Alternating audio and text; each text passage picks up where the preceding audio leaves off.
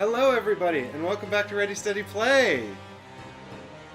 Look, it's Barry. Nobody will remember me. It's been 3 years, 4 years since I was last on the channel, so... Surely not that long. It must be, because I've done nothing through lockdown, and it would have been a few months... I mean, we're a few months out of lockdown now, and it'll be a few months before lockdown since we last did anything, so... Oh my god. But Barry was here at the start. Barry was one of the very first contributors on the channel. In fact, you were in the first series. What was the first series? Was Mystic Vale at Leisure Games. Oh, yes, I remember, yeah, the on-location filming. Don't know how much of that you get now. None. Oh, none at all. And you can see, I've reconfigured the set here because it's a head-to-head card game, which is why Barry's here, you know? It's my jam. He's the expert. Now, I've brought him in because I know that he knows all about them card games, and he can tell us which card games are good and which card games are bad.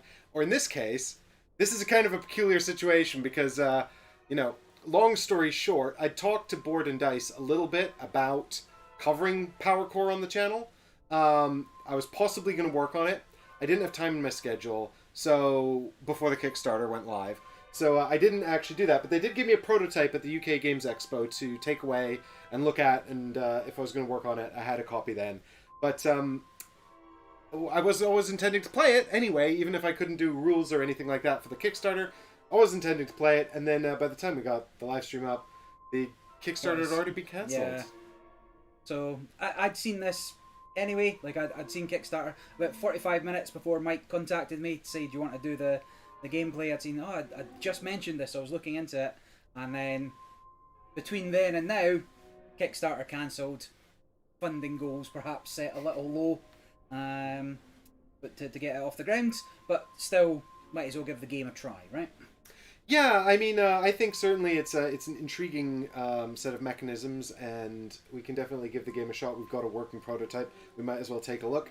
And then, as with many things on Kickstarter, just because the first one was cancelled doesn't mean this is the end. We'll have to wait and see if Board and Dice try to bring it back. I think that, it's going to be a challenge for them to dissect what about this didn't create the hype that they wanted. They had a lot of the sort of the typical contributors that you would expect to see on a Kickstarter page covering this game. So they'd sort of done their media publicity well enough. So is it just the current economic situation, the shipping costs? What is it that just didn't set people on fire about this? I know Cthulhu's quite polarizing, but I feel like that kind of averages out. For everyone put off by Cthulhu, people come back for it, right? Yeah. And this is not just Cthulhu, but this is Chaosium's Cthulhu, which is like largely regarded to be the sort of definitive Cthulhu mythos for gaming stuff. So I'm sure people are excited about that. And it's got all of the gross, horrifying art that you would expect to see. Is this on for this camera? It's not. Let's let me go up here. Look at this card. It's all gross. Now I've not looked through the art. Some of it looks recognisable, but I believe from the developer diary, all new art. One artist did everything, but all based on, as I say, Chaosium's Call of Cthulhu. So certainly, you can see down here, but Nyarlathotep, very recognisable. If you've done the Masks of Nyarlathotep campaign. So you played much Call of Cthulhu?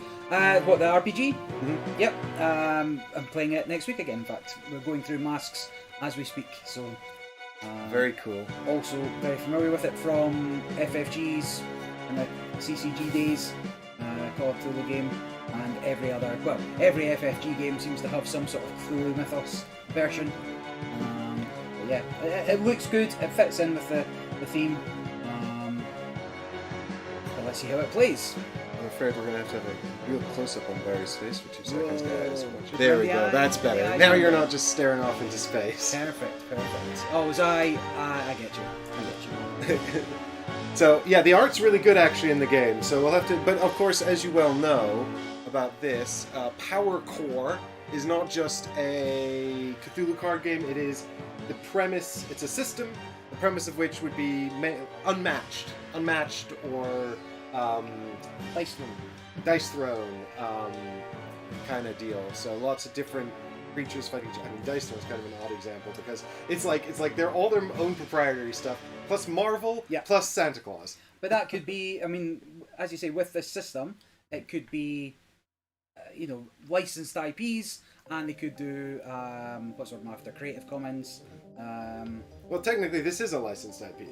Yes, but obviously this one is, but they could do Robin Hood in the future. They could do whatever they wanted to. They could do a Santa Claus one. But first, they need to fund the core set. And so it's got to get off the ground first. We'll be talking about the game a bit at the end, but first we're gonna play it. I'll do a little bit of an explain, I think, and then we can play it. And this will be useful for me. Never played it yet. Obviously embarrassing for Mike when I beat him. I'll be very upset. But I'll tell you, so I played it a few times already on Tabletop Simulator, and what I can say is that it's startlingly mean. It is there's a lot of capacity to be mean in the game, and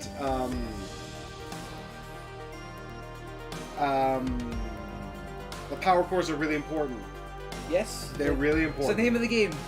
It is, but I think it's easy to get distracted by all the cards and the art and forget about the little tokens that move around on here, and you've got to pay attention to them. But also the decks are very, very different. So we have 16 decks. Now each deck is made up of 2 sub-decks. So for example here, is it this one I want? There we go. Yeah. So I'm made up of Cthulhu and Nurafid.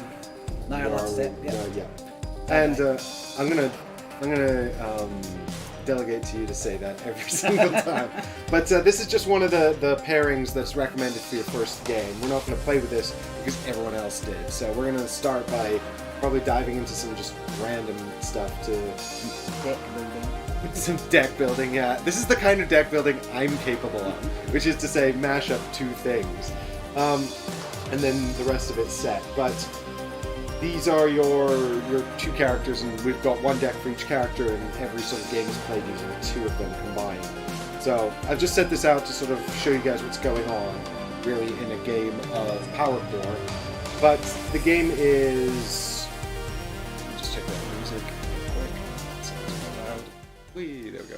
Okay, so every game of Powercore is played until one of 2 conditions are met. So you're playing as the Elder Gods. You're playing as these characters here, and the 1 character comes from each of the 2 decks that you're using, and they're combined to form a single entity. So they sit here in this zone called the character area, and they sort of form 1. So they combine their hit points, 28 hit points in this case, could be different, and all the damage is dealt to this character area. And once that damage is exceeded, this player loses the game. So you either defeat your opponent that way, or you mill their deck. If they ever go to draw cards from their deck here and they can't, then they lose the game that way. And there are not that many cards in this deck. I think for Cthulhu and Now you're lots of it. It was something like 15 or 16 cards. And because you have to draw a card each round, unless something in the game changes that, then you will be out after 15 or 16 rounds, unless you have some way to change that. And again, I've seen all of these things exist. Yeah, but these don't start in play, of course. They start in your deck or in your hand. Exactly. I've got 3 cards out here, which are example cards. This area here is called the battlefield. So you'll play cards from your hand into the battlefield. This is called the character area, where your 2 character cards will begin the game. And down here we've got the avatar waiting area, where we've got these 2 avatars here from Cthulhu and these 2 avatars here from Nyarlathotep. And they come with the decks. Each character, these are character cards, each character will have a different number of avatars. Some have 3 or 4, some have 0, and the avatars you use will be the combination from the 2 decks. They are sort of like special allies. Allies are going to be minions that you summon onto the battlefield. Leviathan here is an ally. But these are special allies that are more powerful, and they come into play using special powers, and once they are killed, they are removed from the game completely. So you want to sort of manage these to best effect. But the game is played until, like I said, someone mills their deck, someone takes most damage, then they're out of the game. Each round is simply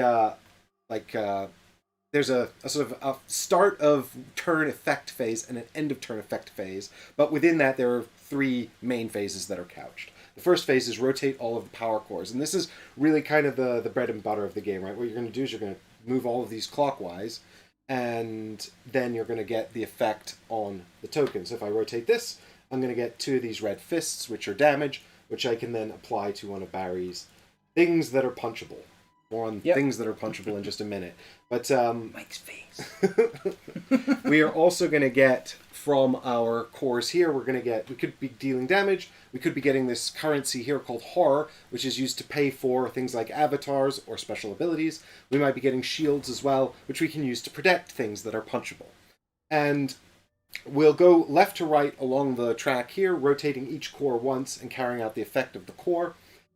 With the exception of the all of them do punches or come on, green screen. Well, it really doesn't like. Some of it is green, yeah. Yeah, some of the tile is green, so maybe we'll just nip over here and look at it here. But what you've got is the green area and the red area. More on that in just a minute. But this X here as well, which is a sort of a special characteristic that says read the card. So if it ticks onto the X, you look at the card to see if there's an X effect on the card, and if there is, you get that benefit instead of any of the iconography. There is also a healing symbol as well. So this just means remove a damage from something that's been punched. Now these here, these power cores, they come with our gods. So this is Nyarlathotep. His power core. Their power core. Not to gender the elder ones.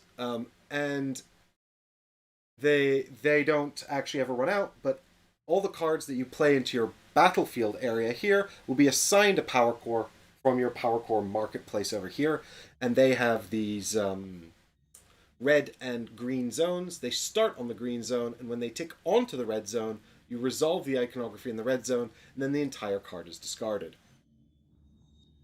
So these cards are effectively only going to be in play for 3 or 4 rounds. The round you play them, plus 3 more. Unless, of course, something Twist your power core back. Twists your power core back or advances it, which of course Pushes it is forward. totally possible. So Barry and I have a deck of power cores here, each 12 of them, each generic, shuffled and randomly distributed. You have And a are our marketplace power of 3. core decks the same? Exactly the same. Okay. What is different are the power cores that are unique to the characters and the avatars down here. So you can see each avatar also has their own unique power core, and they're all unique on the underside. And you can tell how good a power core is by the number of symbols on it. So, this is Cthulhu's power core, which I would actually describe as one of the weaker ones. It's got 2 single symbols and 2 double symbols, which makes it pretty middling, I would think. But when you're setting up the game, you can choose the orientation of these power cores. And as you go through the phases, after the start of round effects, the very first phase is rotate the power cores, moving left to right. So the order of the cards is very important. Like during setup, I specifically chose to put Cthulhu before Nyarlathotep. But you'll want to think about that as well as a sort of a strategic decision point. So after you've rotated and carried out all of your power cores, which is largely automated, then you'll move into the action phase. You get 2 actions, and there are 3 available actions in the game. One is, and of course there could be cards that are like, as an action, do a thing. So that would give you another option. But you have 2 actions. One is draw a card from your deck, so simply draw a card, and there we go. Draw a card and put it into your hand. You start with 4 cards in your hand. Maximum hand size is 5, checked at the end of the round. So at the end of the round, more than 5 cards, discard down. But of course, drawing a card is dangerous because you're also hastening the end of the game. And as we said, we don't have that many cards. So you can draw a card, you can play a card, and there are 4 different kinds of cards. There are allies, which are beasties like the Leviathan here. There are abilities, which are sort of representative of the powers of the characters that you're playing as. So here, for example, we have the Sprout Tentacles. This is quite a green card. Hopefully it'll show up. Yep. So we've got the Sprout Tentacles ability. So the card type is indicated by the icon in the upper... This Barry side. Left. Yep. Upper left. The star there. So this indicates it's an ability. This is Cthulhu's card. We know it's Cthulhu's because it's got a little CH down in the bottom there. But this has got space for a power core. So whenever you see that square shape, so square jewel shape there in the center of the card, that means when you play this, you'll put a power core on it. And then the modifiers above it, +1 shield, +1 health, +1 horror, they apply to the power core. So if it ticks on, so if we had, say, this power core here on Sprout Tentacles, when it ticked onto this top segment, we would gain 1 punch, and we would gain 2 horror thanks to its +1 horror modifier. So you want to be thinking about those modifiers when you choose the power cores to go on the cards. And that only modifies it if that icon is on that power core. It's not exactly in addition to anything so else. If it ticked onto the flare, for example, you wouldn't gain any of the modifiers, but you would instead be able to trigger the flare ability at the bottom. If the card didn't have a flare ability, then the flare would be worthless. And the flares are pretty powerful and also quite uncommon. Most power cores only have 1. There's like 1 in the game. In your whole deck of 12, there's 1 that has 2. So if you find that one, you want to make the best use of it. Yeah. And so something else to consider here is that when you play cards into your... When you're playing a card, when you play cards into your battlefield here, they always move into the rightmost position. And that means that, and because of the order, that's important because of the order you activate these in. So you'll be moving left to right, and you're always playing cards here. Now, would I be right in saying by default you only have 1 card slot to play, and your characters give you additional slots? Exactly right. So I currently have 3 slots in my battlefield, which means my battlefield is currently full. And that's because you have 1 automatically, and then your character cards will give you additional card slots. So here we can see Cthulhu gives me +1, and then he's also got a function there at the bottom we'll look at later. Do any of the other characters have additional card slots? Yes. A greater number? There is. There's actually a character in the deck here. I'll find it for you. Actually, rather than just... Hypothetical. Yeah, I'll find the card and show it. But yeah, so the 4 card types, you've got your allies, you've got your abilities, you've got items. Items are functionally the exact same as abilities. So they get a power core on them, they just do some stuff. They're not... Allies are kind of special. We'll talk about why in just a minute. But items functionally the same, but of course some things will refer to items, some things will refer to abilities. So the distinction is made important by the card text. And the last card type is a maneuver, which is... very good. We've got one right here on the table. So these are sort of like event cards. When you play this from your hand, it simply goes face up on the table, and then it does... So the maneuver is indicated by the arrow in the top left there, and it just does something on the bottom. And so you carry out this text, and then it goes into the discard. And that's how that works. But Fira is an example of a character here, an interesting character, who she doesn't have any avatars, and her only function is that she gives you +2 card slots. Yeah. But what's really... We looked at her and we were kind of like, that doesn't seem very good. She also doesn't have an avatar. But what's really powerful about her is she has this absolutely badass power core. So she's got 2 3-sides and 2 2-sides. Gotcha. So this is really where her strength is. Yep. And also in the cards she comes with. So, But if you were to pair her up with somebody that has multiple avatars, 3 avatars, then shore up the weakness. Shore up the weakness, exactly right. But we'll get to sort of playing avatars in just a moment. But that's the action. So play a card, draw a card. The final action is rotate a power core. So you can just pick a power core and then force it to advance again, and gain all the benefits of it having advanced. This is restricted to 1 power core, 1 step per power core in this phase. So if you can't advance the same one twice with 2 actions. But you can do the same action twice, so you could advance 2 different power core. That would be fine, and you could advance any power core on the battlefield or on your characters. They have to be your own, but occasionally you might find a card that lets you advance your opponent's power cores. And when you do that, you get the benefit. Of their card. Of their card, as though you had advanced it on your battlefield. There's also some cards that you dig into your opponent's discard and play cards onto your battlefield from their discard. Things like that. Lots of sort of kooky mean stuff, which you would expect from a Cthulhu theme, I think. When yes. Anything that has a rules can be broken by the rules on the card, right? Exactly. And the card text is very specific. So, for example, it'll say things like, advance an opponent's power core, ignoring the effects. Okay, yeah. Or but that takes them out of the battlefield sooner. Exactly. It could do, or it could just tick them past a thing that they were really hoping to get, or a flare symbol, for example. So that'd be a good way to sabotage people. The other thing is that you might get a card that says raise an ally from, or play an ally from your discard. So if it doesn't specify your, it could be both. There's also like some cards that are like deal 3 damage to 3 things, right? 3 targets, and that would include your own things if you couldn't find 3 targets. Because it doesn't say up to 3 targets, it says 3 targets. So where the game is specific, it is deliberately so. For reference, these are one entity. Would that be a single target? That would be a single target. So this is a sort of a nuance, and this is why the allies stand out from the abilities and the characters. Because the abilities and the characters, once in play, can only really be destroyed by some card that specifically targets them. But you have targets, and the targets are the character area, which is this whole box, and you have to deal enough damage to the total health of both characters. You can't just kill one. Meeting the threshold of either character has no effect. But you can attack anything here that is an ally or an avatar, which is, an avatar is a special ally anyway. They have a health value up here. So the Hunting Horrors is an ally, we can tell from the little symbol there on the left, and there's its health on the right. So if it's dealt 5 damage, then it is taken out of the game early. Otherwise, it will leave the game when its Powercore ticks over anyway. Right. And as a result, you can also shield. So as I said earlier, anything that's punchable can be shielded. So character area is punchable, and these creatures are punchable as well. So we can shield them with these shield tokens like that. You can have a maximum of 4 shields per punchable thing. Okay. Which that's the maximum threshold there.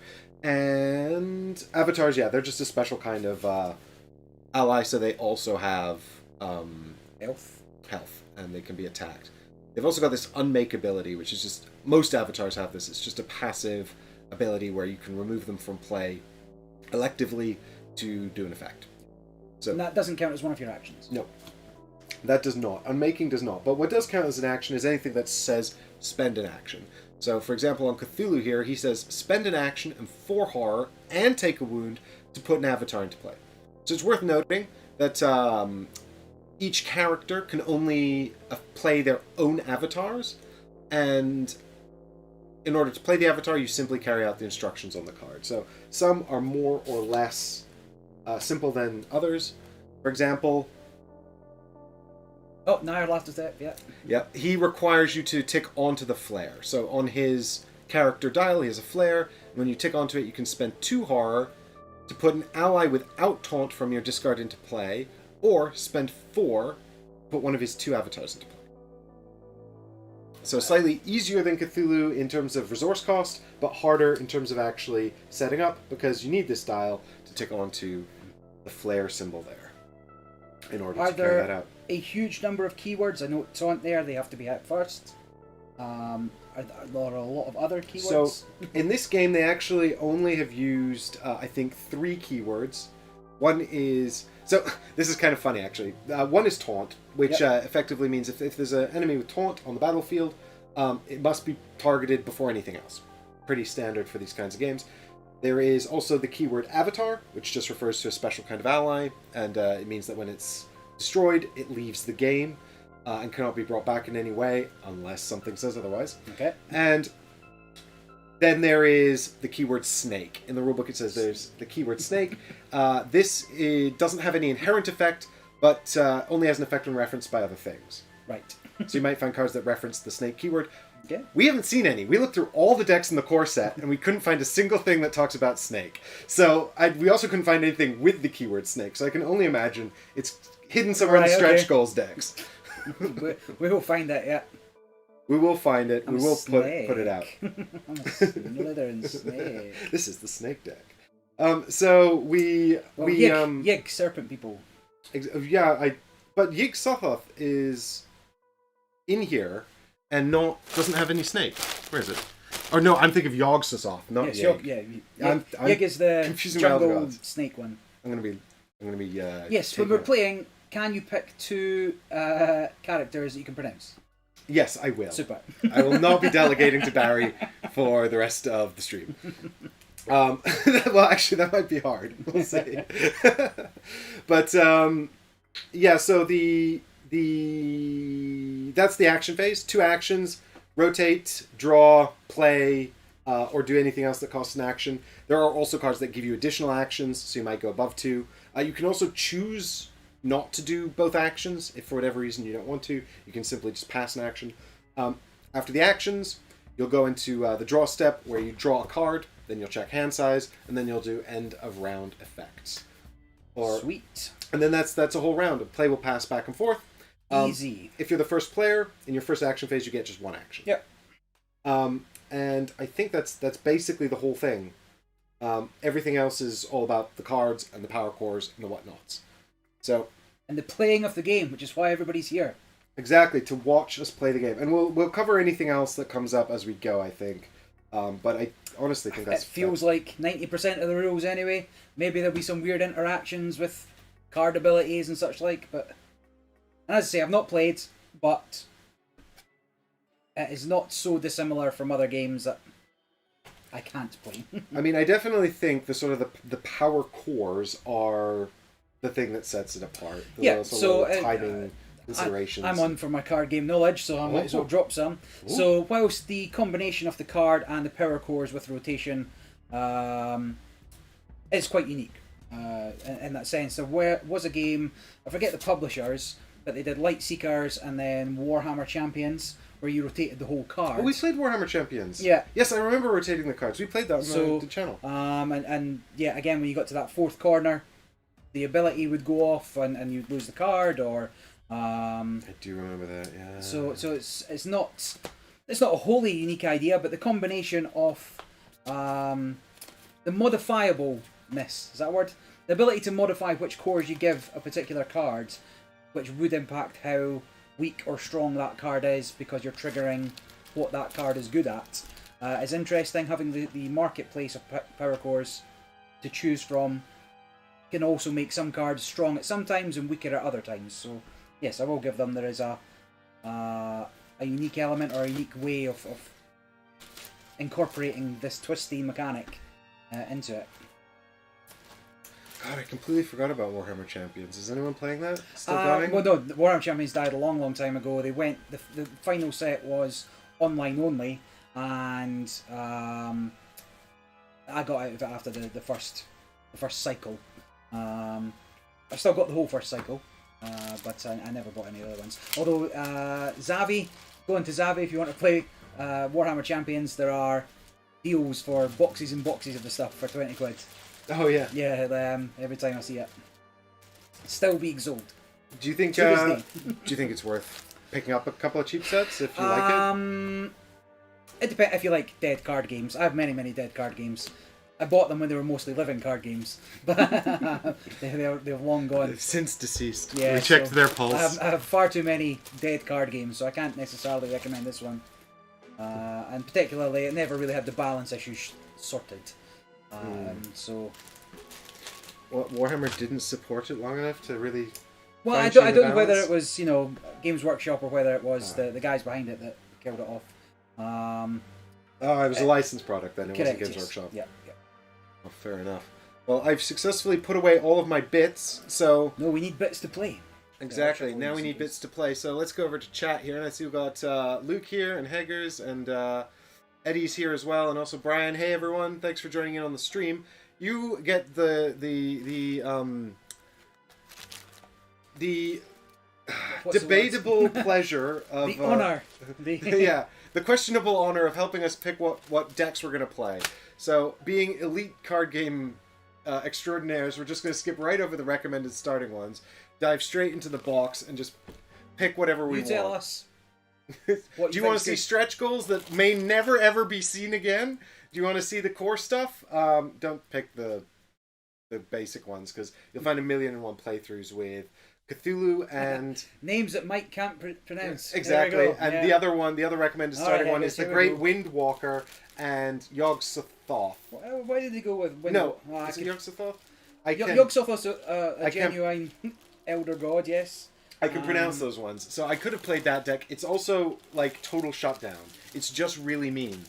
So we've got Shub Nigarith. What we should be doing. Balsug.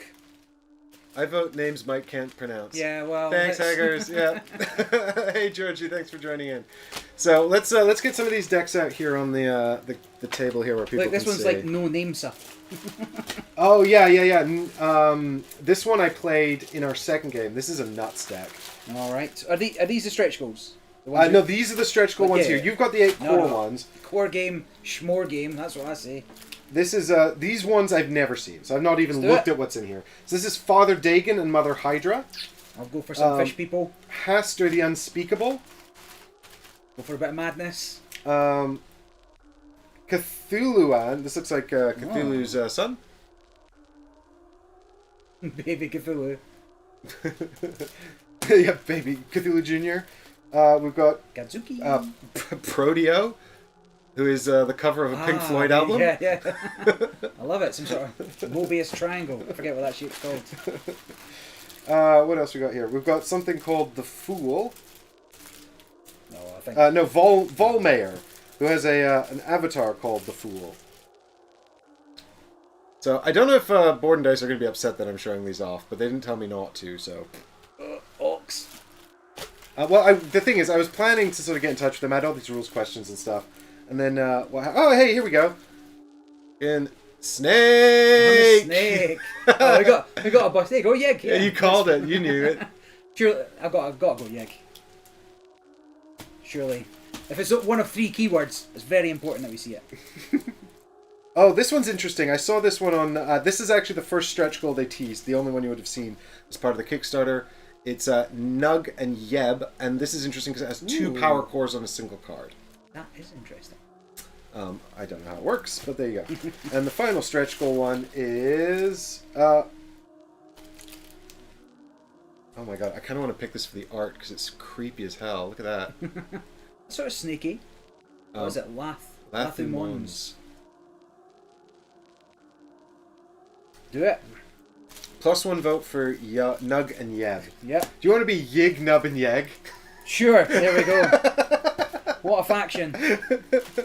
I'll fish these out. Hastur looks pretty cool. I didn't show these ones close up, so I'll give you guys. Hasta la vista. I'll go back to that. I mean, I find it ironic that he's Hastur the Unspeakable when he's the one I can pronounce most easily. the easiest to say. And Father Dagon and Mother Hydra, which for fans of Unfathomable out there, these are the main bad guys in Unfathomable. You played that? I'm just having a very quick flick through.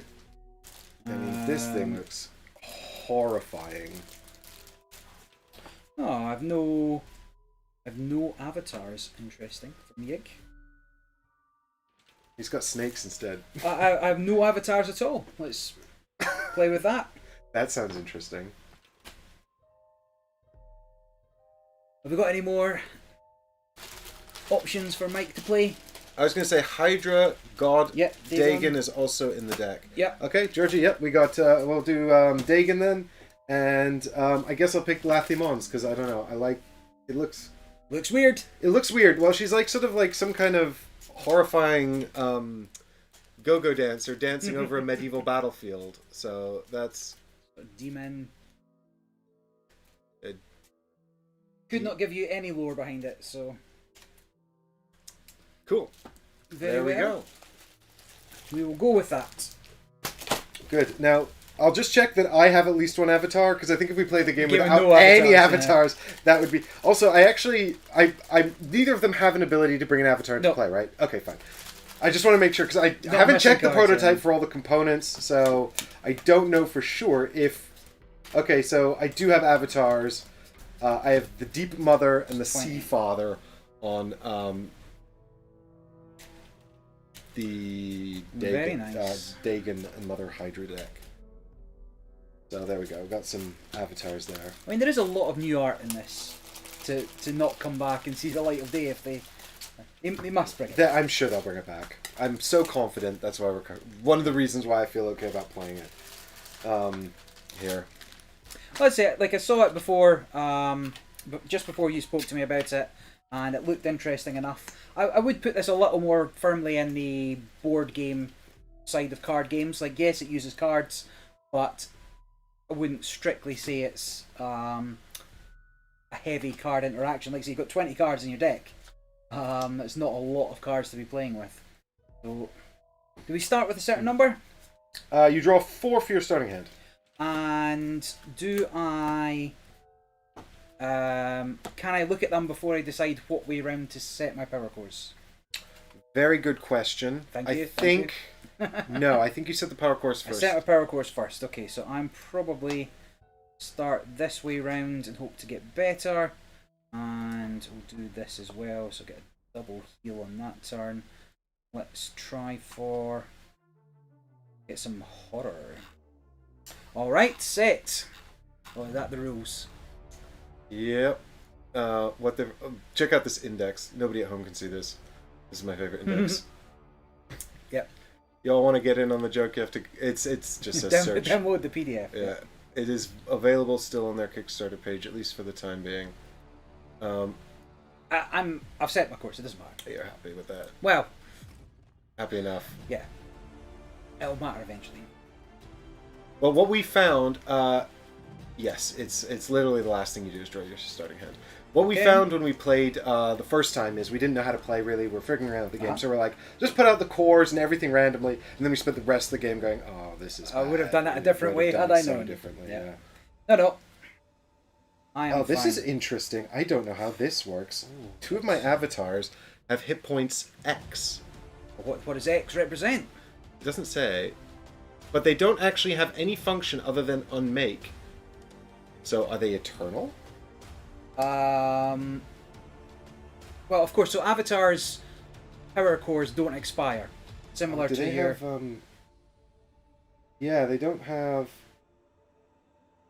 Oh wait, here we go. Nope, they don't have any running.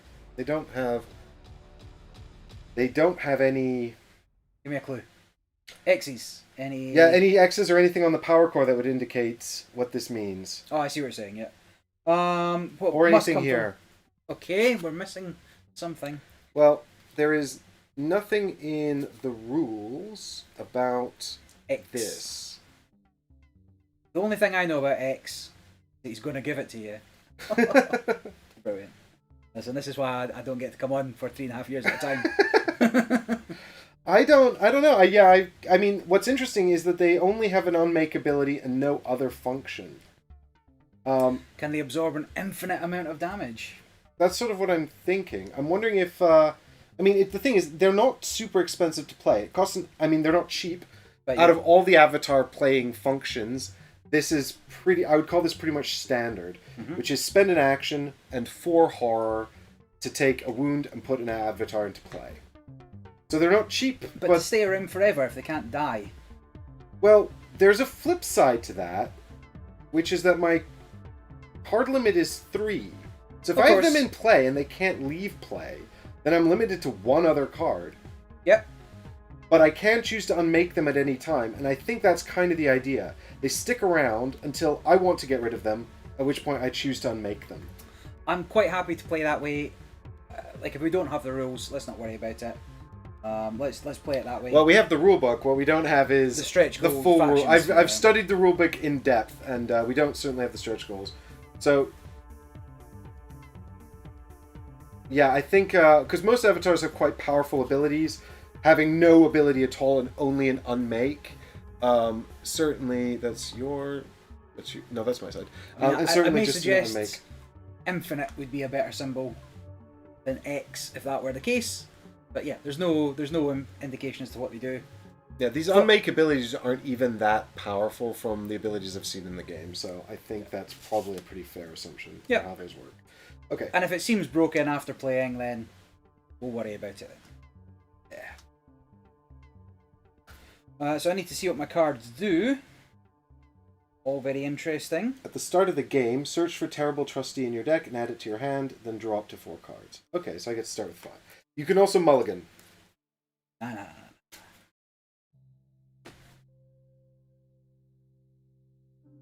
Oh, that's spicy. So here's the Terrible Trustee.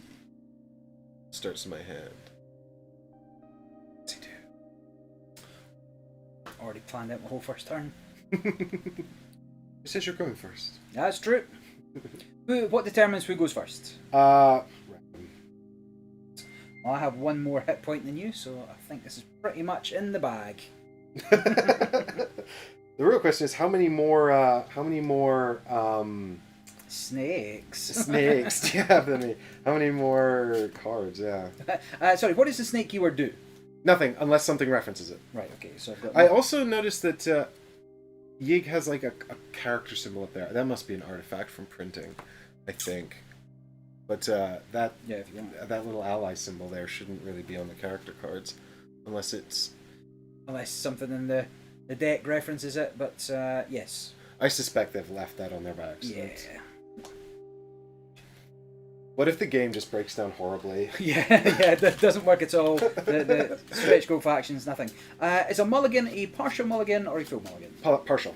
So you can discard a number of cards, and then you will draw that number from your deck and shuffle the discards back in. Mine seem to be discard relevant, so I'm just going to keep what I've got. So Nug and Yeb seem to be messing around with the discard to some degree. This might be a long game then. Yeah. We shall see. It's all over. It's all over. The dream. You'll never be able to show your face around here again.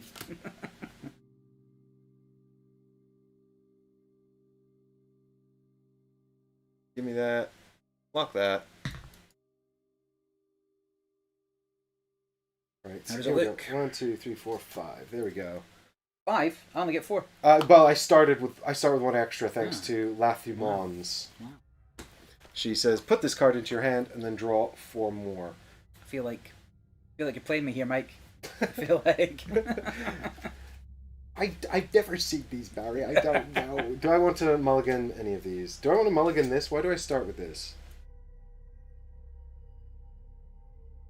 Oh, that's fucking nuts. You're gonna hate that. Oh, what? Nah. It's all over. Done. Yeah, I've already got this. I've not seen any of the rest of these cards, so let's just crack on. It's fine. Rock, paper, scissors. You got dice. You want to flip a core? We can flip a core. We can do. Oh yeah, I see what you mean. No, I'm terrible at flipping coins. Ask anyone. The minute I have to flip a coin live on stream. You got some first player apps. Yeah, here we go. First player app. Finger on. Finger on the app. Here we go. Choose us a first player. Let's go. Again, absolute fix. I come round, he invites me round. Alright, so let's play a friendly little game. And suddenly he's getting extra cards. He's rigged these apps. Exactly. This absolute nonsense. Extensively researched for me to absolutely win. not. I hate it here. Hate it. I'll see you in 2 years. Yeah. Okay. Very well. I believe, come at me, bruh. That is my side of the table. Yeah, so you only get 1 action for your first turn. Yes, exactly. So I will start by rotating my cores because I have That's no the game. start of the round effects. Yep. So we'll take this one over. We'll get 2 horror for that. We can continue. Finish your start of turn. Take this one over. I get 1 horror, and then I also get a punch. So Correct. I shall punch. Yeah, so this is what I was going to do. During an enemy turn, whenever your character is dealt exactly 1 wound, ignore it. Very So well. Does all the damage add up at the end of turn? Is my Nope. question. Nope. So is it per thing? Per thing. Okay, So I've just dealt 1 damage to you, which is translated into 1 wound. So damage is cancelled by shields first. Yep. Then I've dealt 1 wound to Barry. Because he's been dealt exactly 1 wound, it is nullified. And whose ability is that? That is Nug and Yebs. I hate it. Cool. That's a lot of 1 wound you've got on your power cores there. Yeah, it looks like I'll be punching your allies and your avatars instead of anything else. Okay, so I've got the Terrible Trustee. And I've got and I think I might just play it. It's kind of mean. Do it. Immediately remove one of your characters from play. No, what it says is when you play a card other than an avatar that has a power core on it, yeah, I can spend 1 horror to pick the power core for you. Oh, that's brutal. Okay. It could be. I don't know to what extent I can sabotage you. Incidentally, I did forget to mention during the rules that if you don't like your marketplace, once per turn you can spend 1 horror to refresh it completely. So this has got a little horror bonus on it, so this has got horror on it, this one here. So let's pick this power core, I think, for that. Terrible Trustee. And that's my 1 action. I don't have any more ways to get actions. So that's the end of that, and I'll draw a card. And it will be Barry's turn. So, start of turn, nothing. rotate my power cores. That gets me 1 horror, which is currency. I get 1 shield, which I'll place on my characters. This also rotates for 1 damage, which will go here because that's not a thing. Then Yig will also do 1 damage. Outrageous. So now I've taken Hashtag winning. 2 damage. Barry is ahead. By the way, my total hit points are only 23, which is actually quite low, I think. Mine's 24, but the protective nature you've got of the armored thing. Nugging Yeb's pretty good. We're both quite low, actually. Fine, then we shall play you at your own game. So, Venom. Ring ding Venom. Song in there.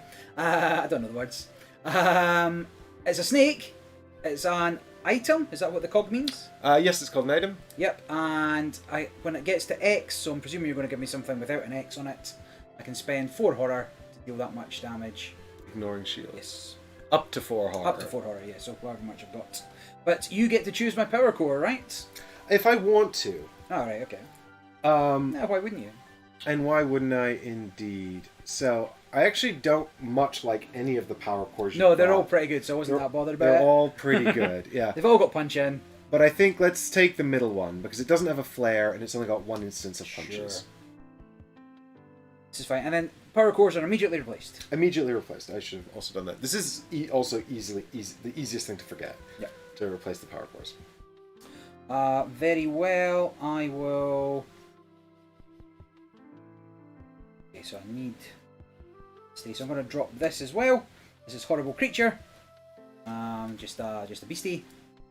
And again, it's got an ability where when it deals damage, I can spend 2 horror of the 6, do 1 wound per 2 horror spell.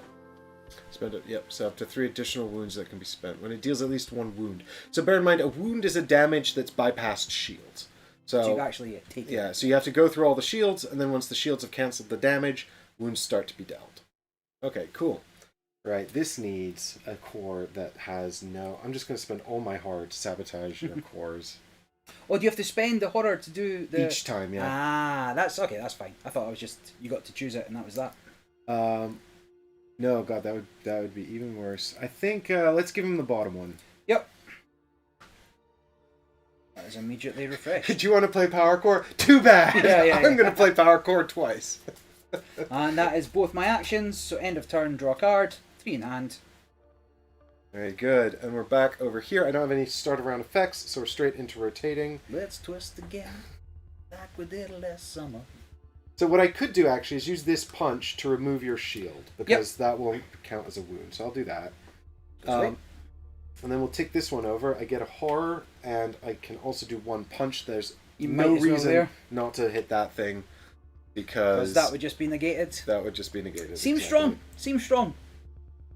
Alright, this ticks over here, and I actually get 2 horror because of my +1 horror modifier there. And then I also get to heal 1. So there's a little healing symbol. Boo. Listen, there's a lot of Barry fans in the chat here. Right? Listen. Thanks, guys. We should have posted on one of your social medias. Oh man, let the people know. Both of those followers. I need to let my 3 followers know. Yeah. Come on, Barry. I brought my 3 followers. I mean, this is just stupid. This one. Do it. I think I need to save it actually. Unfortunately, that I don't. This I don't know about. Maybe later. Maybe later. Let's start with. What the hell is this? Sorry, guys. This is the exciting form of card plays here, where I just sit and stare at my hand. There's less than 12 words on every card. That's not true. This card has lots of. Actually, you can't Oh, see secrets. Oh. I'll tell you what. I'm not look. This is the one. I'm looking. I'm peeking. Is this more than 12 words? Actually, I don't know. Yeah. Got my shot.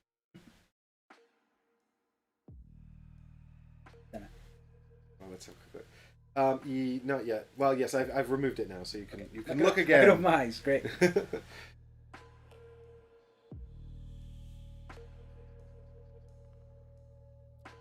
Okay, that's interesting. Well, this would be useful if I hadn't sabotaged everyone so effectively. Right. So I think what I'll do is I will play the hatchet. It's an item. It's looks like a tentacle of some kind, or maybe no, it's been used to cut off a tentacle. And it's got nothing going on. It's just +2 fists. +2 punching's good. And +1 horror resource. And let's go ahead and just give it this Powercore here, which is just fists and horror. Yes. So all just punches and ickies. Very good, very nice. And then I think for action number 2, what I'm going to do is I'm just going to rotate it. Straight into punching. Straight into punching. 4 punches to your character area. Alright, alright. Boom. Boom shakalaka. And I will draw a card and end my turn. Very well. No start of turn actions. So we rotate this. Gets me to horror. Rotate this for a punch, which will have to go here because nowhere else to put it. This will get me a shield. And it will also get me another horror, terror. Horror, terror. Horror. This will rotate for another 2 here. Another one of these. And this will rotate for an X, which does nothing. 1 more. So I've got cash. I've just nothing to spend it on at the moment. I wonder. You do have a lot of cash, actually. Well, yeah, you keep spending them to mess up my power cores, so... I guess it's going to be pretty painful in the future, but I maybe don't want to do much on here. I will... Huh. You know what? Hashtag YOLO. I will rotate this one, which gains me 1 shield and 2 damage. But, look here, when I do 2 damage, or when I do any wounds, I can spend up to 6 horror. Spend it all. 6. So that makes 5 in total? So another 1 wound per 2, so 3, 4, 5. There we go, 5. I've taken the big old 5 token there. You were worried about running out of... I mean, this token also, if it's upside down, looks just like a dead ringer for a 2. Is it a 5? Flip reverse. Is it a 2? It's madness. It's madness, I say. And Which then is theme I appropriate. will, because I can see it coming, I'm also going to rotate this one for 2 more shields. Very good. So protection, attack, and defense. Barry's End of got it all turn, covered. I'm going to draw a card. Got 4, still fine. So I just noticed something. Tell me more. On this card here, Lathamons, I was just having a look to see how she plays her avatar, and there's nothing on here about playing her avatar.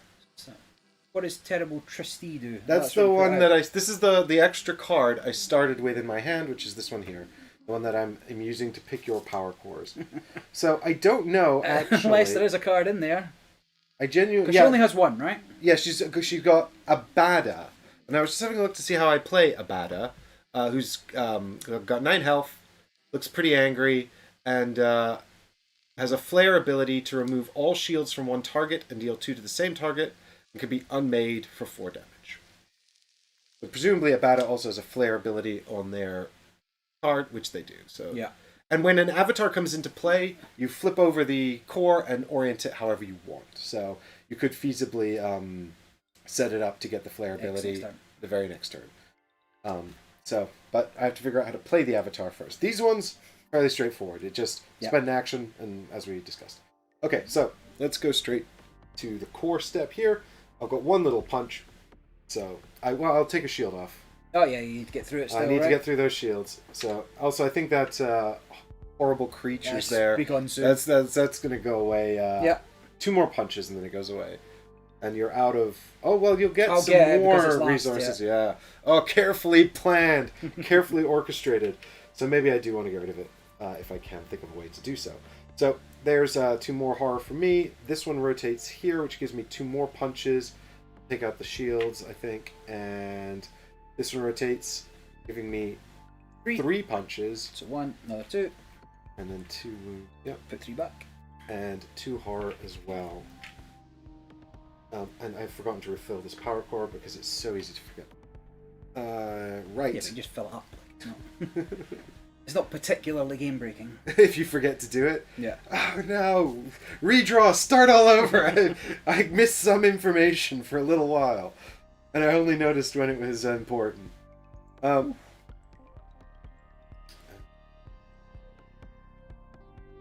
lot of discard nonsense going on. Wish I had some discards. Will happen. Soon.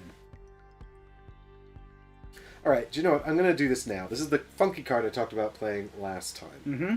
So this is Test of Faith, and it shows a little hand reaching into something completely fine. And it says... Can you show that on YouTube? It's more than 12 cards. More than 12 words again, Barry. You promised me 12 more words. Than 12 words. I'll give you that. It says, randomly select a card from Barry's hand and add it to your hand. You may immediately play it without spending an action. Shuffle it, or shuffle it back into the enemy deck to gain 3 health. All these are useless for you. Great. So I guess this is +3 hit. Yeah, that was a good one. So that returns this. Yep. And it's gross. But also colorful. That's the spawn card, and it lets Barry retrieve the horrible creature from his discard and immediately trigger its power. Yeah, so I had... let's get shuffle back in, right? Yep. Because So... I'm not interested in playing it. Yeah, I had a couple of combos to start in my hand. I thought, well, I'll just keep it and see if it happens. But... Because that specifies your discard as well, I couldn't have benefited from that because I would never have... Unless I had the horrible creature in my discard, which would never happen, because if you do take control of someone else's thing, it still goes back to their discard. The card always ownership goes... versus control, right? Exactly. It always goes back to the owner's discard. Right, so card number 2... I think is going to be... so this is now going to completely fill up my battlefield. I'm going to play Bash and Crush, which is just +2 fisties, and it shows a fishman fighting a tentacle monster, so I guess we're having Elder God battles. It says, Flare ability, you can spend a horror to rotate the power card of an item, ignoring effects. So this is effectively a way for me to either hasten my own items, I don't know why, maybe I'd want to get to a specific step on the power core, yeah, or more likely to get rid of yours quicker. And we will give this one this power core here, because it's got some punchies on it, and eventually it might get to use its X ability as well. This is, there we go, X on the red side, so pop that down there. Blue screen, not green screen. I think that would... I need an unknowable color screen. Yeah, to the... Right. I think that's everything. Both actions. That was 2 actions. Nothing further I want to do, can do. No end of turns. Draw a card, and it's Barry's turn. Guess what he's not done? Refilled your power cores. Oh god! You're right. Right, I've no start a turn actions, so 1 horror, 2 more horror, 1 punch, 1 horror. That 1 punch, well, I mean, I just got to go to your face because it doesn't go anywhere else. Punch to my face. Here I get a heal, and this immediately goes. Once it's on red. Yeah, once it's on red, carry out the effects, discard immediately. And same here. So this is going to do 1, 2, and I might have nothing to spend it on. So 1, 2, 3, 4. So this is going to be 1, 2, 3, 4 damage to your face. Youch. Big hits, big hits. And this also goes. But I'm now boardless, right? I've got nothing going on, and I've still found nothing that particularly interacts with Sneak. Unless... so no.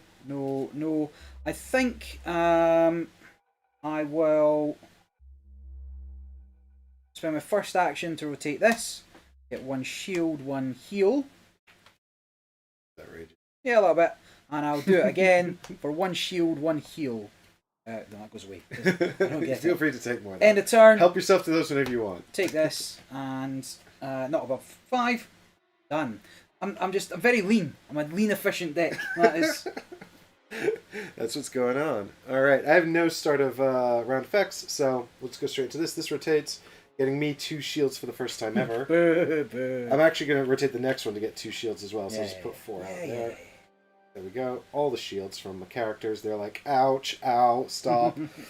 This rotates, giving me 2 horror, and then it goes away. So you are now free from the terrible trustee. Maybe it will come back someday. Yes, I've been holding off. So you can see the now I'm going to start discard playing some cards. up there as well. Exactly. Well, if it causes you to wait, then that's good for me, I guess. Yep. So here's 4 punches. So I'll deal First 4 2, damage to another you. 2. That's done. And so as you can see, these are sliding into the sort of optimum position here. This rotates for another 4 punches. 4. Oof. Oh, give me 5. Put one back. Alright. I seem to have a deck of things here that kind of just do punches. That's one of the ways of winning. I mean, most people report that that's how they win most games of this. Yeah, we're playing it proper. Playing it proper, Yeah. death by punches.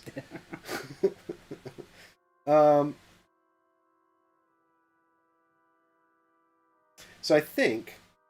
Avatar time? Avatar time. So here's 4. So it's worth noting as well, when you take a wound, and that's part of the cost here on the Father Dagon, take a wound to play an Avatar, it ignores shields. It doesn't remove a shield. So I take a wound, I pay 4 horror, I spend one of my 2 actions, and we're going to bring Sea Father into play, I think. So he has the Unmake ability that, because I'm looking at your board, I don't know what's coming, so I can spend 4 horror to destroy a card that's not... And that black symbol there includes avatars. I don't have any. You don't have any. That's true. Let's have a quick look at his core here as well. So he's got lots of horror on it, some punchies, and a heal as well. So I'm thinking maybe we start him off next to the heal, because I could probably do with some healing. So there's one of those. And action number 2... Now, normally, I would also want to have a plan in place to protect my newly purchased avatar, because they're quite expensive, they're quite powerful, and they can just be killed. But he's got X health. If we assume he's invincible... We've assumed that he's impenetrable. So, in that case, let's instead play...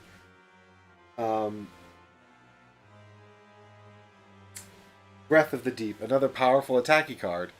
Its ability, it's got +2 fists, +2 horror, and it says when this card deals damage to a character, which is not a character, to an ally or avatar, deal +1 damage.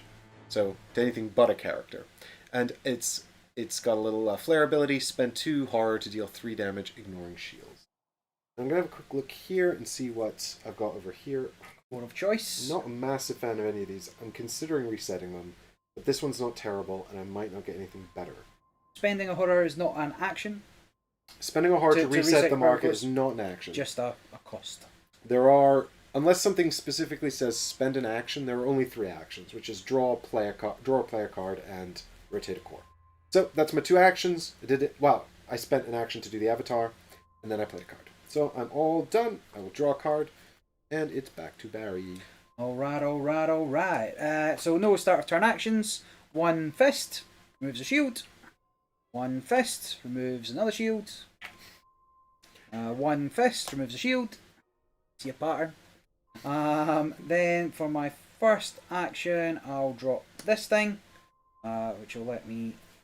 So it's got an X ability. I don't have any X power cores, and I've no horror to reset my power cores, so I'm just going to have to wing it. As things stand. Take a maneuver from your discard to your hand and gain a shield. That's nice. But I've no X's and no horror to do anything about it. So I'm just going to drop this. Now, my question becomes, can I take my second action to rotate that power core? Yes. Even though I've just played it? Yes. Right. 4.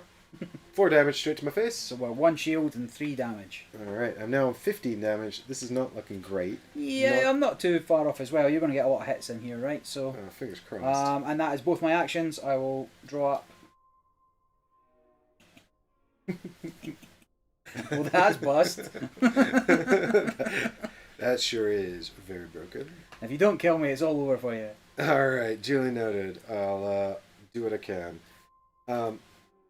Okay, so back to me then. Rotate this, gain 2 horror. Rotate this, Spend gain... it. a punch and a horror, so I'll take the horror. I can't punch anything in a meaningful way. That's upsetting. This rotates. I'm going to get 2 more horror. It's a horror turn. And this rotates. I get 1 more horror and I heal. Have I left this on your side? I have. Right, there we go. My side's more interesting, right? This is where it's going to be happening. This is where everything's going to go. And then I get 3 more horror and a shield. So let me start getting some of these 5s. 5, 14. I've got so much horror. There's got to be someone you can spend that on, right? Yeah, I mean, hope so. Well, you've no more card slots. But what I can do is... let's see, you haven't played any items. I've only gone and mic'd it. Didn't put a Powercore down after I spent it. This is so easy to forget. Even on Tabletop Simulator, we're forgetting it constantly. I don't know why. I don't know why that one's so easy to forget. Right.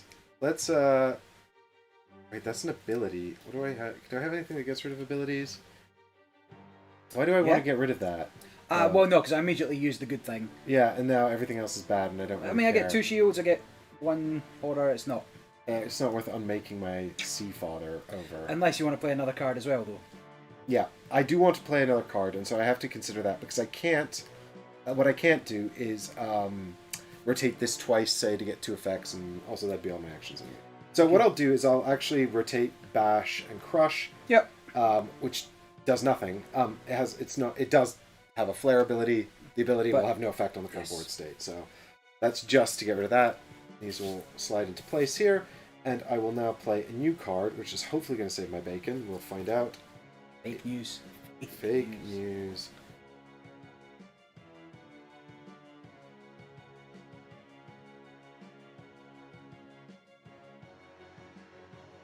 Do you want me to tell you what the card's called? What's that? Beginning of the End of the World. Well, that sounds like I'll have some time, right? It's not the end of the world. The climax. So I'm going to play the Winged Hangman. That looks cool. 8 health and taunt. Son of a gun. He's done it! He's done it! And I'm going to give him a really shit core because...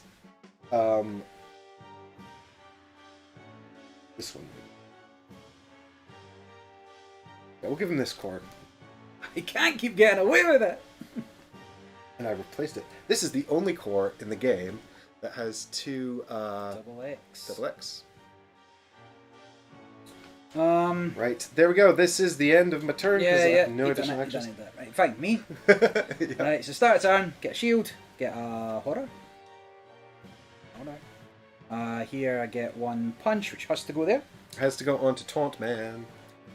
Here I get 1 shield, 1 horror. And here I get 2 shields. Ugh. I'm invincible. So let me just have a look. I think. Yeah, here's what I was going to go down. First of all, I'll rotate that. Punch 1 here. 1 of these. So far, so good. Second action. Beginning of the end of the world. Right. There's very little text on this, which is somewhat alarming. Just heal 6. Gain an action. Gain an action. Nice. So that was going to be the end of you, but instead it is the end of Taunt Man. Taunt Man has died. He was not long for this world, the Winged Hangman. And I get another action, which I will use to drop this. So Curse of Yig. If I get an X, I can return a snake. Now, I played a snake very early on, and I've not really seen many others. Venom was a snake card. Ain't gonna know what hit him. And I will choose the core with the X on it, in case it gets to hang around. And I am done. All done. End of turn, draw a card.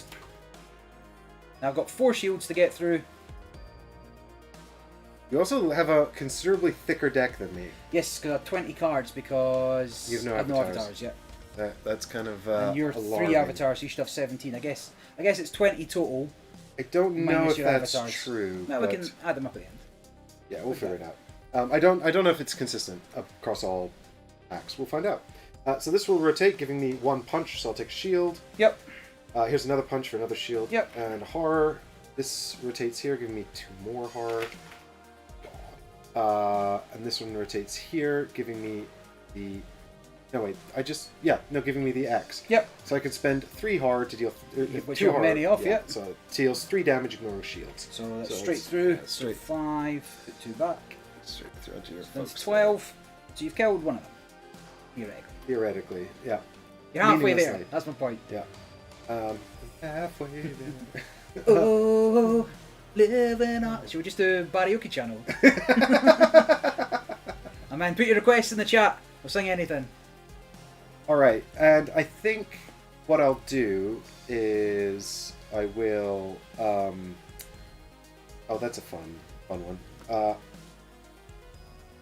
think action number 1, I'm going to play the deep ones. They have Yep, taunt. classic. Oh, come on. So, they're 7 health. They've got +1 fist, +1 heal, +1 thing. They also have an ability, flare ability, gain an action. Also, the Cthulhu also has deep ones in his deck. Are they a thing? Do they have multiple masters? I'll give them the double flare core, which is quite powerful.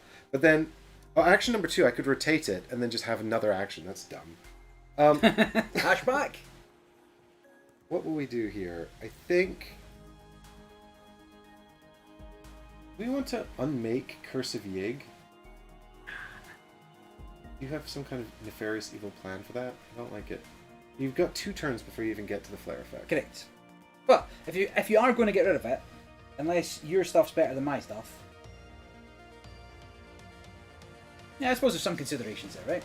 Do you want to keep your avatar around to get the effects longer? Do you even care about me getting the snake back? I don't know. All the discards are open information, by the way, so you can look through a discard, including your enemies, at any time that you like. Because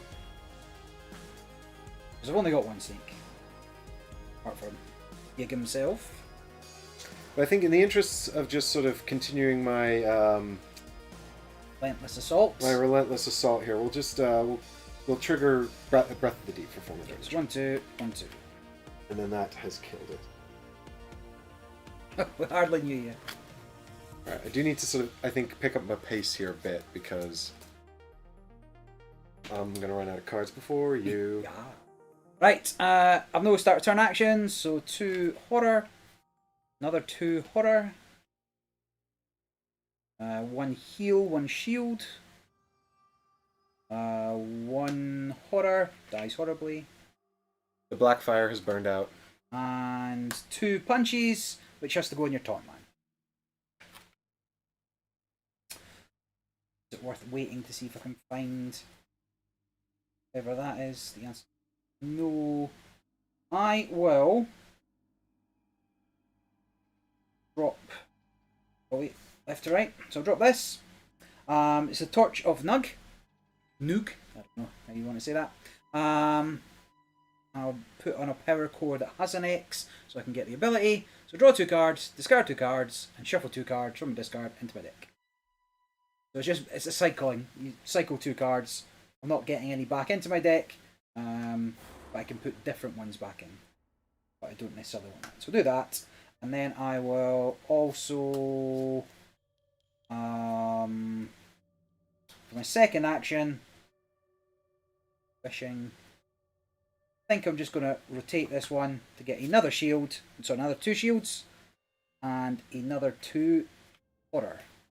Which doesn't do much for anybody, but fine. End of turn, draw a card. Yeah, it's a snake. I have all these cards that interact with your allies, and you're not playing any. I don't have any. Yeah, I've got it. I got a handful of cards that are like, do this with an enemy's ally, and I'm like, I've got one. I'll just pull the snake. We're fine. great, good. Let's So you just pass your turn and we can get on to me playing my snake. cool. So I'll Listen, last time I played my snake on YouTube. channel got 3 strikes right away. So here's a punch to your face, so that's 1 shield down. This is 2 more horror. Just what you need. Here's 2 more punches, so Last the 2 shields. last 2 shields. And this ticks over, which means I get 3 actions this round. Yep. It's pretty good. So then we will go to what those 3 actions could possibly be. I think, given that the deep ones, their situation, I think I do want to just advance them for 3 more damage. Yep. So give me 5. Put back. 16 out of 24. If you can get another 8, it's all over for me. Well, with that in mind, I think action number 2 is going to be spend an action for horror, take a damage. Another avatar. And to bring another avatar into play, which will be the Deep Mother. Her whole thing is Everything was going so well until the Fire Nation attacked. Brilliant. That's it. The opposite of Fire Nation for her. Take on me requests. See, Mike's hiding the chat because he doesn't want to hear me sing. If you can do Take on Me. Take on me. That's actually Take me on. I'll be gone for a day or two. No. That's it. That's the bit. Listen, I had a try. It didn't work out. You can't judge me. That's it. If you can get past that bit, then you're laughing. So here comes the Deep Mother. We've got one more action. You've got 16 out of 24. Yeah. So actually, if I hit you for 2 by advancing her thing, Yep. then I can unmake her for 6 more damage and kill you. Is that game? That's game. Disaster.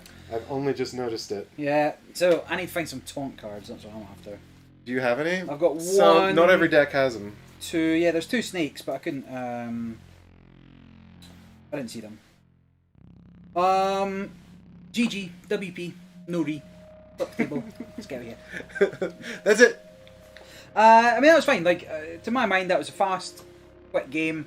I'm not terribly mad about it. There was a little something I feel missing in the sort of the back and forth a little bit. I mean, like, getting shields is fine as a defensive action. Healing's fine, but it's just not. But punching's better, and I guess it has to be, right? Because otherwise the game will never end. Well, this is something we sort of discussed because we had effect what it kind of amounted to almost like a never-ending game of it, and that was because of the 4 factions we picked, and it really came down to the fact that neither deck could be milled or ended by milling, and there are some factions that sort of focus on doing that instead of damage. Ending the game via damage. This, actually, of all the 3 games of this I've played now, this one felt like the most straightforward and just kind of punching back and forth, setting up the sort of the basic combos, which is kind of interesting because it's the stretch goal set and I expected it to be wacky. Well, I did have a number of wacky stuff in my hand to start with, interacting with discard pile and such. Like my, like obviously it would have been over like 2 turns ago had you not found the taunt card. Yeah, well, I was holding on to that because I mean, strats, that's fine. But I also had this Armor of the Deep, which removes taunt from everyone. So this come on, camera. There we go. This so this is everyone loses taunt, right? Yeah. But this Dagon deck clearly is kind of about taunt because it's got a taunt creature and also an anti-taunt. But I've never seen a deck with more than 1 taunt creature in it. Doesn't mean it doesn't exist. I just haven't seen it. Your deck had. Oh, you mean? I had 2, but I had 1 in each. No. So there's 2 snakes in here with taunts. So where were they? A 6 and 8. Yes, like if I had one of them, that would have been better.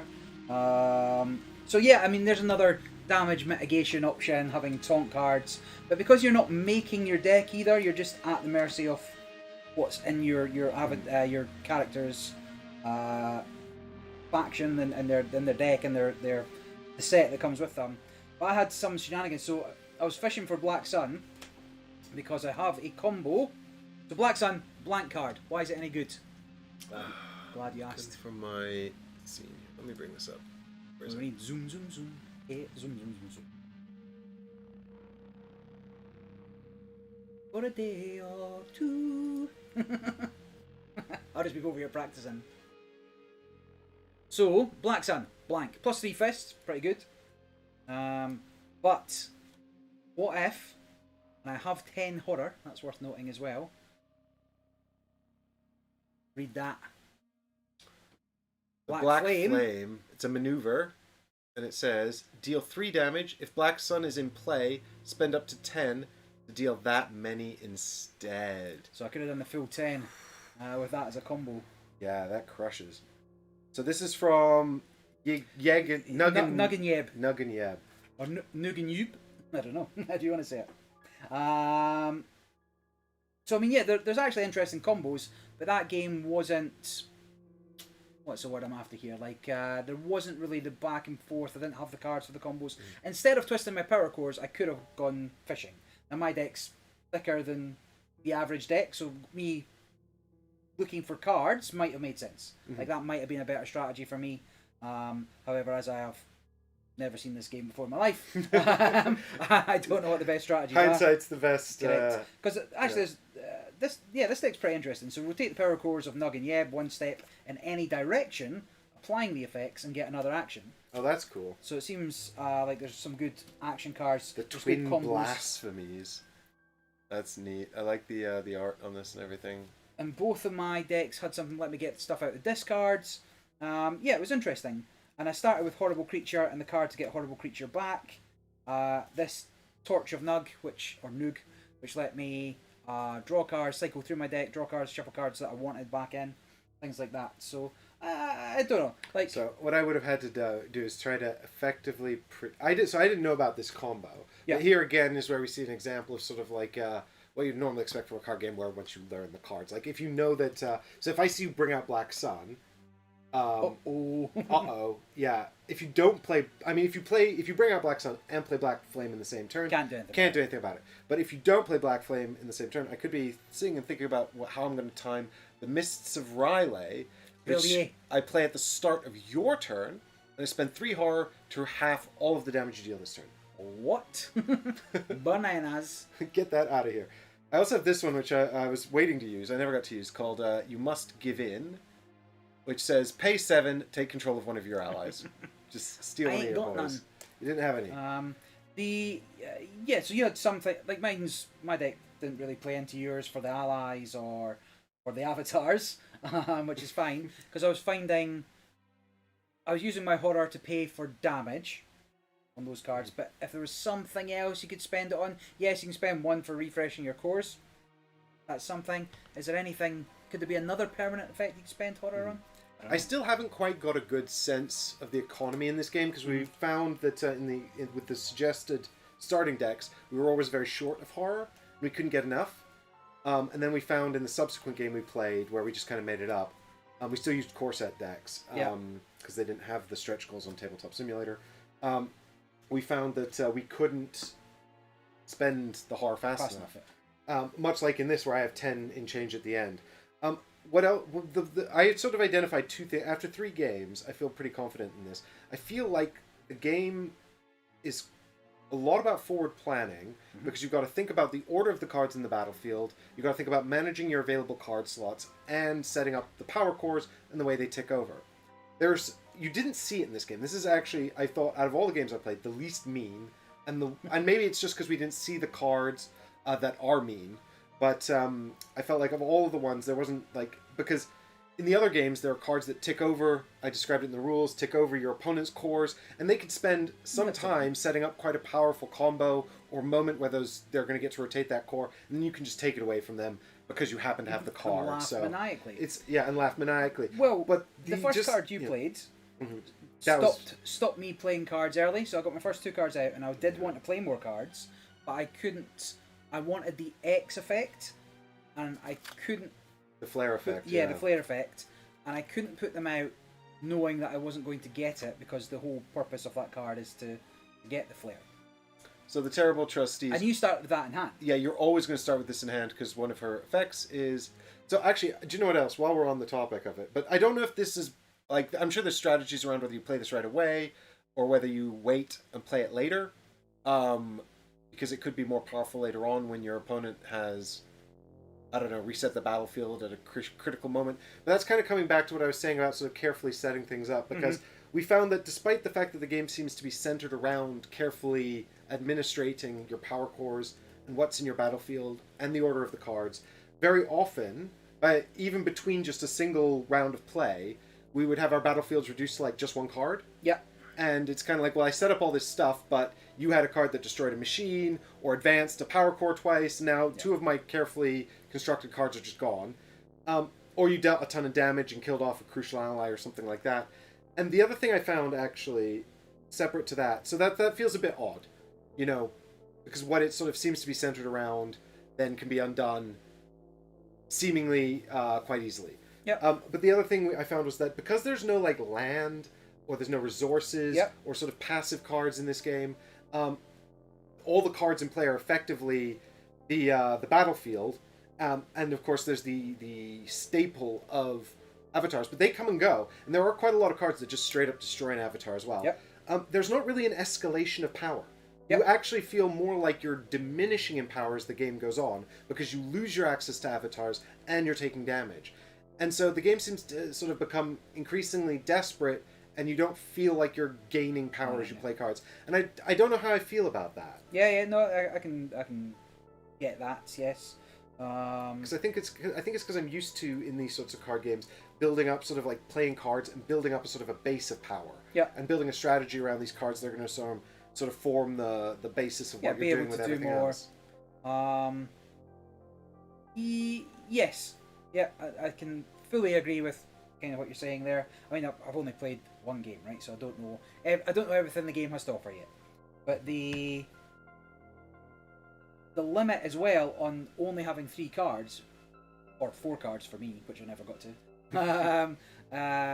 is a defining factor almost. Like if you had something that was power core manipulation, and you were able to build up a bigger and bigger board by constantly rotating backwards, something along those lines, until you got that one great turn where you just kind of wipe the board.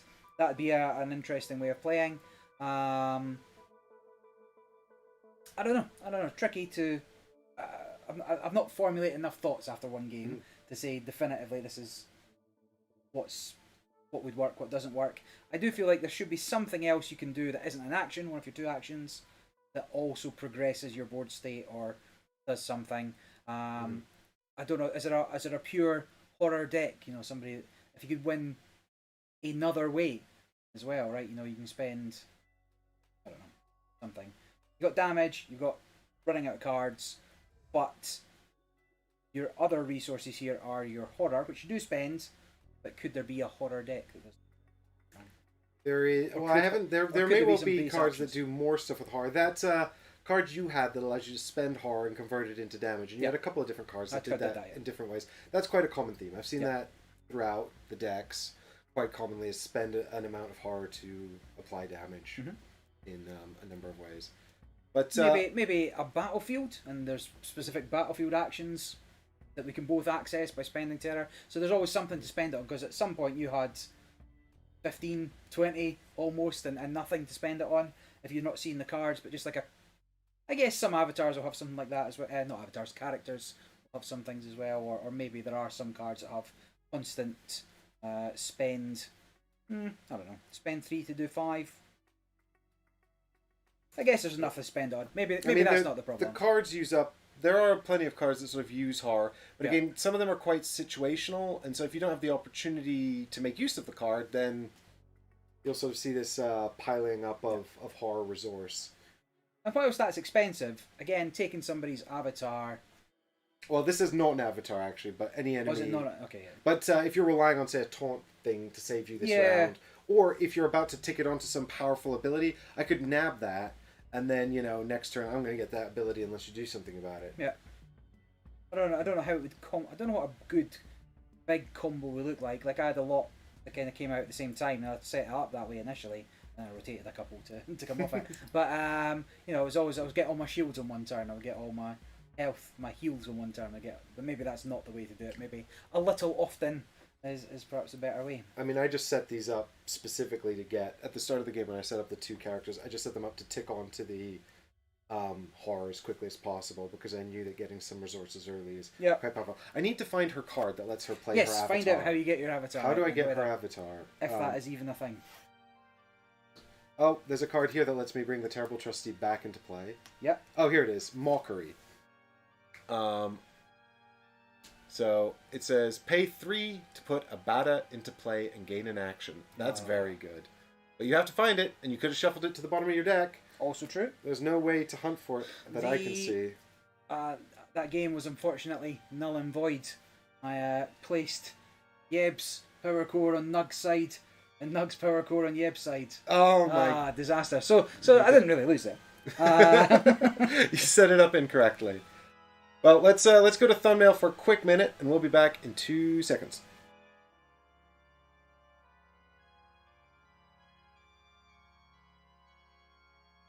Dicks. We've resolved our discussion. We're going to have another game. Oh, is that it? Okay, fine, yeah. I wanted to give you an opportunity to say, I don't want to play again. I never want to play this game again. No, the game's fine. I just need to find the meat of it, right? Shall we do one core, one stretch bonkers? Goal? Yeah, I'm happy. I'm going to switch them up. You could try Namasa. I thought Namasa was kind of bonkers and interesting. That's bonkers. I had Namasa. So I had Namasa tied with Bao Sug. They're both core game decks, and they can effectively cycle their discard forever because of a combination of cards in there, which is kind of nuts. So they'll never ever mill their decks to death if they don't want to. Yeah, but I still had 15 cards in my deck at the end of the last one, so that's not... Well, yeah, it's true. So that's not maybe the worst thing, or like the biggest consideration. Like I said, there is a card in... there's a card in... I think it's Cthulhu's deck, or it might be in... Nyarlathotep. Their deck, because that forces you to draw 2 cards and then discard 2 cards. Forces your opponent to do that. Okay, yeah. And if you can get like the double flare on there, or recycle it a bit, like you can quickly mill like 4, 5, 6 cards from their deck. And that was how I lost the first game. You liked Pastor, didn't you? Should I give Haster a shot? See what his jam's all about? Uncut Jams. He has 2 avatars. I can tell because he has 3 power cores. Oh yeah, I'll get an avatar. How exciting. Finally. I'm going for this Proteo thing. The Mobius triangle, whatever it's called. Wait a minute. 10 health. It must have powerful cards. So it's got the standard sort of avatar spawning function on it, and it's plus 2 card slots as well. Yeah, well, I never really played many cards last time, so here we go. See if you can make use of those card slots this time. Slots, mate. And I will... this guy looks like a weird blob as well, so... Oh, Bao Sug? Yeah, that was the other one you said. Was he... yeah, so I comboed Bao Sug with Namasa. So you're going to do Proteo and Bao Sug? Things that are shapes. Couldn't be more different. One's a infinite geometric shape, and this one's some kind of... brain? Like it's a celestial seashell brain. Balsug sells seashells on the seashore. Baosug brings avatars into play. Oh, so Baosug is one of the ones actually that has a recyclable avatar. If you show me the Reborn Star. Yes. So the Time Traveler, by the way, is a real pain in the ass. I'll show that too. But this is one of Baosug's avatars here. It's 5 health, the Reborn Star. And when it leaves play, it just returns to the avatar section. So it can just come right back into play again if you want. You can unmake it to spend up to 6 har to deal that much damage. Here we go. That's its jam. I see the Time Traveler as well. The Traveler? Yep, the Traveler. So there's a card that brings this guy into play from in your deck as well for cheap. And when you do it, I think you gain an action or you get to do something horrible to me. But wounds dealt to the Traveler, you have to pay a horror per wound you deal. So that's a pain. So once I'm through the shields, I have to pay up to 5 horror to kill him. And while he's in play, I can't play maneuver cards. Also annoying? Super annoying. Man. There we go. Got an avatar strats. I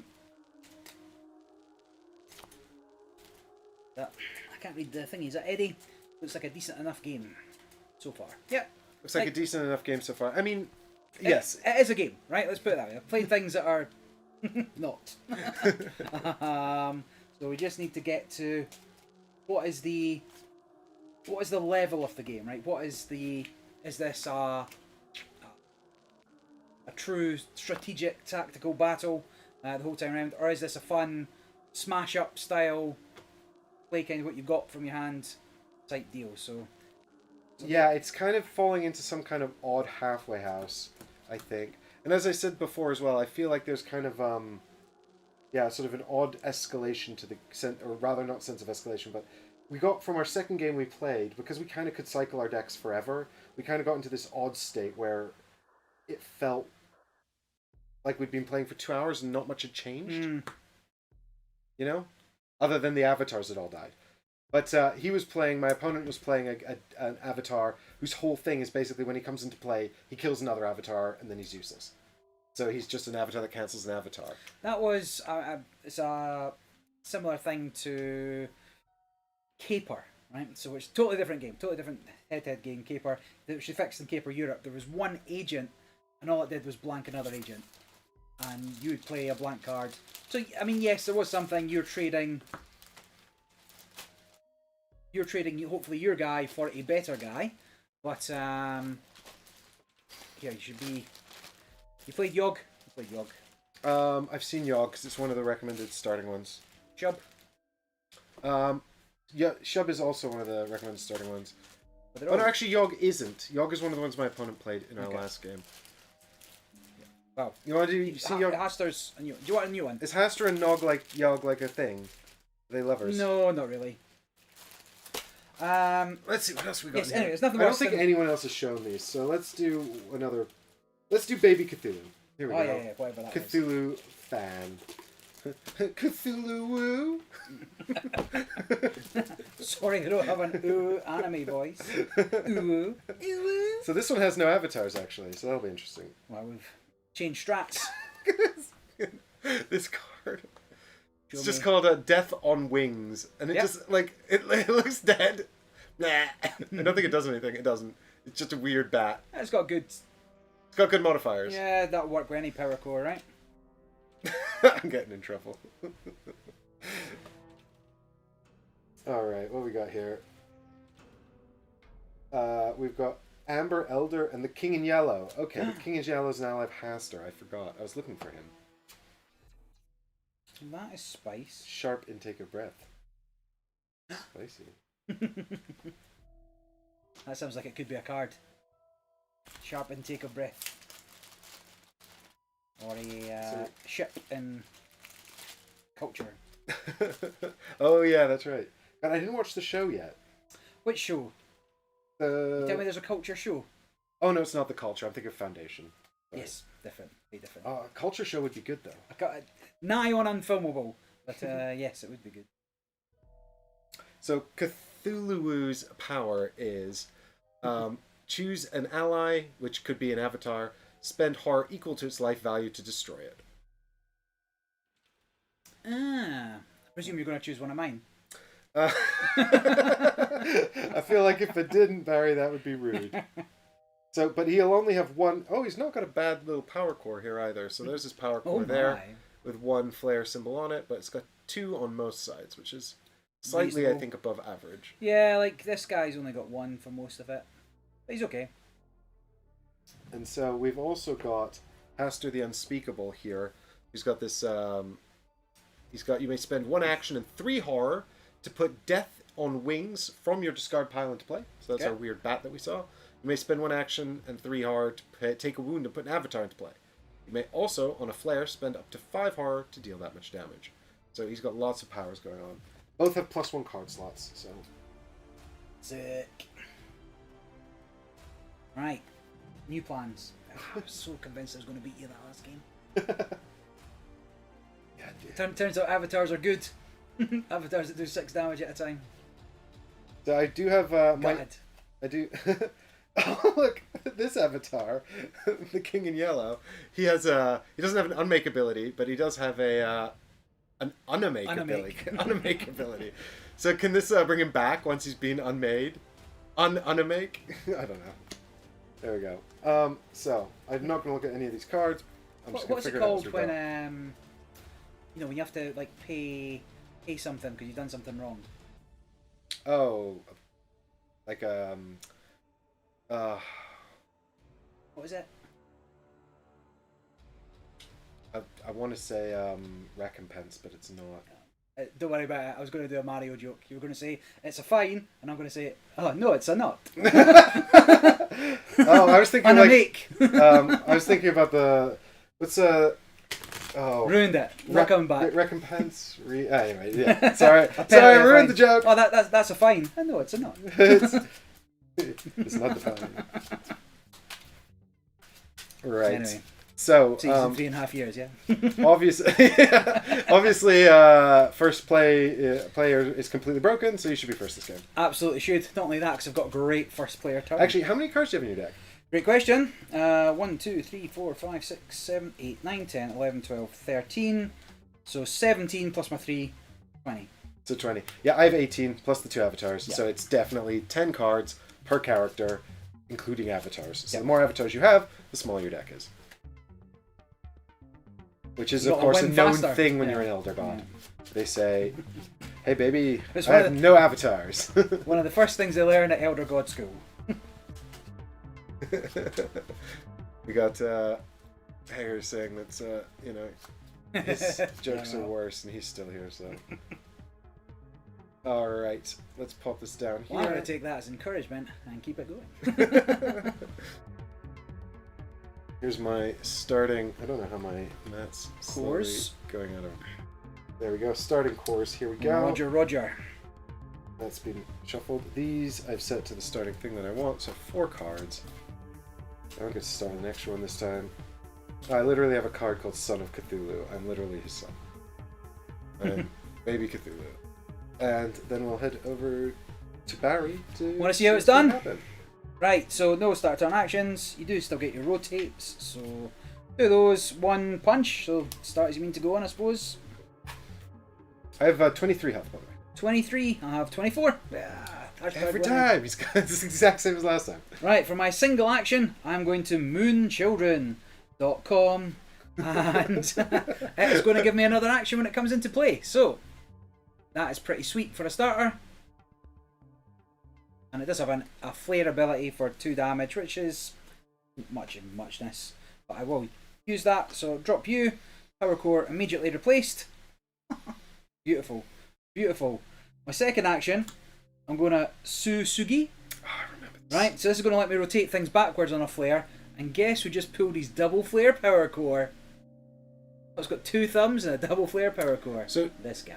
in order to make the best use of Susugi's flare effect, it also has a when played effect that puts it into the leftmost position. You what? Yeah. So that it can Unbelievable. basically keep its little friends in the other positions alive for longer. Oh, but that makes... I want this one to twist before I turn it back. Never mind. This is fine. And that is both my actions.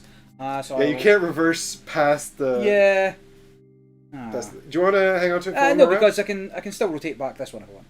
That's true. Yeah. So If you want to get the effects of that one out. Remember, those ones don't time out, so... Yes, it would have been better for somebody else, but it's fine. I get 2 things down turn 1. Can't Can't argue be with bad. that. Can't argue with that. And So then you've I got get a your... replacement power core. I drew up at the end of my turn, got 3 cards. I am... Done. Alright, over to me Done. over here then. Let's have a look. What are we doing? So I'm going to rotate this one. I get a horror and a punch, so I'll just punch your stupid triangle. Okay, very well, I accept. This one rotates over, which gets me a horror and a shield.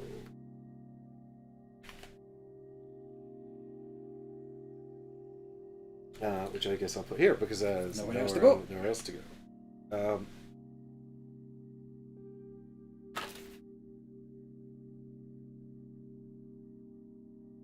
Oh, interesting.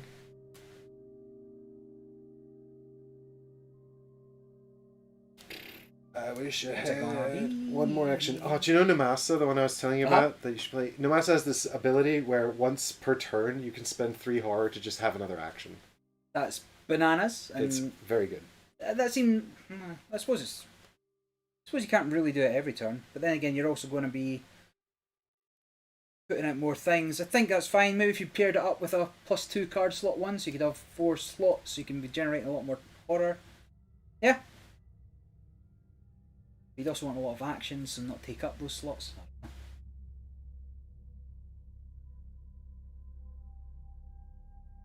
These are funky. I think what I'll do is...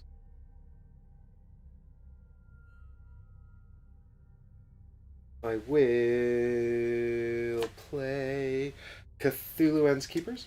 Bit Just of taunt action. 8 health taunt fish monster thing. This is fine. Yeah, these are Cthulhu's minions that he sent to. He's like, look after my son, and they're like, so this should really be babysitters. I'd like a thing with fists and shields on. Won't see any here, so I'm not going to spend money to reset my power. Let's just give him Too soon. too soon. Yeah, not worth it for that card.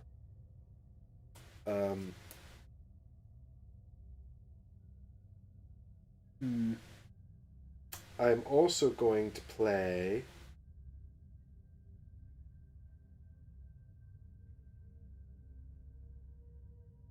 I'm also just going to draw a card.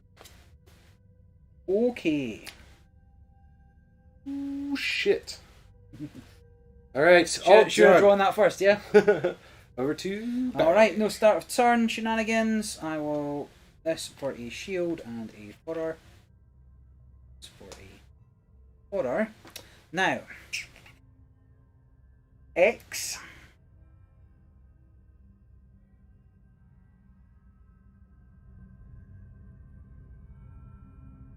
You know what? Here's the deal. I'll spend the 3. And I'll rotate 2 power cores back 1 step, ignoring effects. 1. To myself. Second? So spend 3 to rotate back up to 2 power cores 1 step, ignoring effects. With myself. Okay, yeah, makes sense.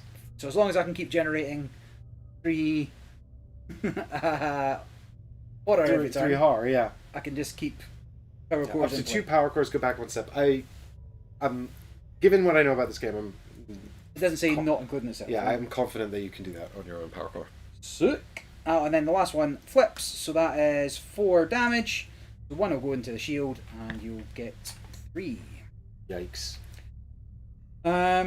It's something. Okay, so now for my shenanigans, I will.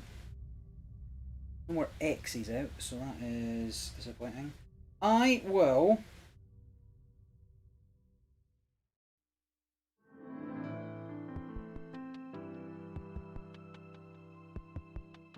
That's not even that good.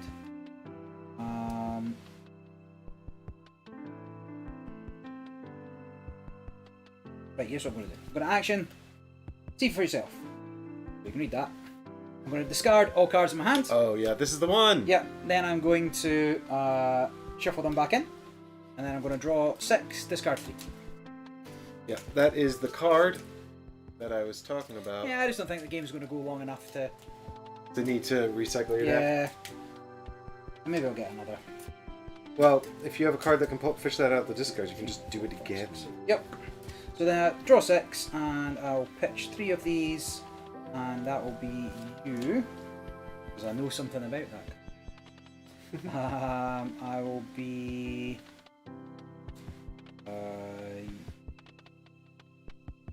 spicy-ish. You... Oh wait, I can't hit you. Oh, taunt! Yep. It has been rectified. Okay. Pitch you, and I'll keep these 3. And then my second action will be to drop Jimmy the Taunter.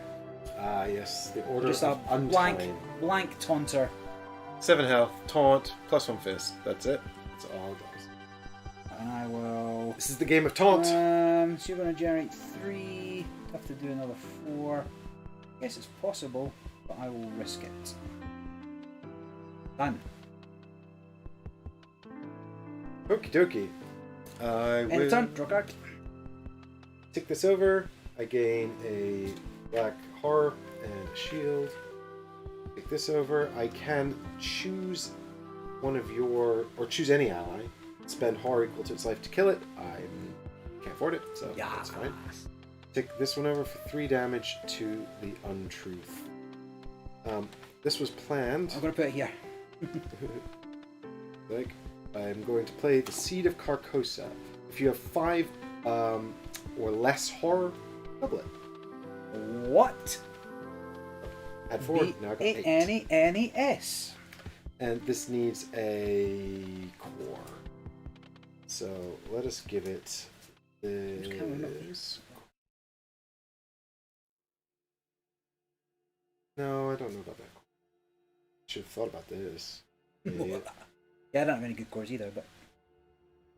C'est la vie. Guess we're gonna get the big punchy core now. Alright. Ah, that one would have been better. Well, would it? I don't know. I don't know. I've got 2 of my free cards in play. Right. So I need 4 more damage to kill your taunty man. One shy.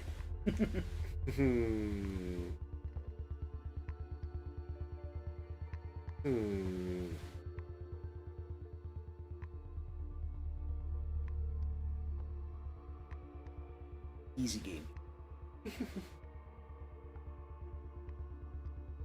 1 action.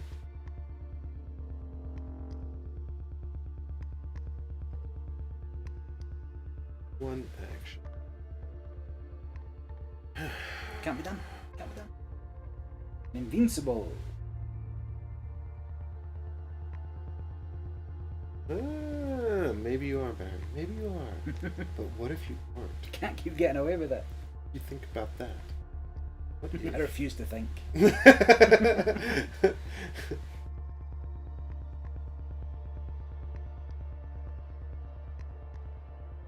I found out why the game's lasted 2 hours.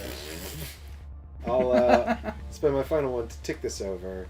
Get unlocking Haster's ability, which allows me to pay 4 for 4 damage and kill your token. What a combo! What a combo! Out of actions. Yeah, that's fine. Draw a card. Over to you. Right, 1 shield, 1 horror. 1 shield, 1 horror. Activate this. I will. You know what? I mean, it's. I need. So I'm not going to activate that. Trigger this for 3 horror. So 3 back, and then shenanigans time. Oh no, not shenanigans. I will, in no particular order. Wait, how does this guy come into play? The Traveler. Yeah. Is that a card? Must be a card. Because it only lets me play Reborn Star. Okay, yes, then it is a card. There is a card. Okay. Yep. Makes sense. I thought you could do him either via the card or that ability. I misremembered. Yeah. Because the card, playing with the card is better. Like, it gives you sort of... Yeah, this is really good. Yeah. But that's fine. So I'm going to take 1 action, spend 4 horror to play Proteo Avatar. Take a wound. Got to take a wound. Goes through shields. Then this comes into play. When this card enters play, search for Black Gem and put that into play. Do you have enough card slots for this, Barry? I certainly do. Because Proteo gives me +2 and Balsug gives me +1. So that's 4 card slots total. And how dare you question me? Don't you know I'm the card playing man? That is what I do. The Black Gem looks like an upside weird bird. And it rotate a Powercore 1 step, ignoring the effects. So now I need to drop something here, and that will be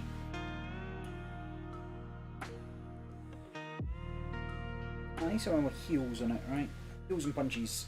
Not a lot of heals and punches things in the grand scheme of it. Drop this. Got an X on it. That's fine. Then I shall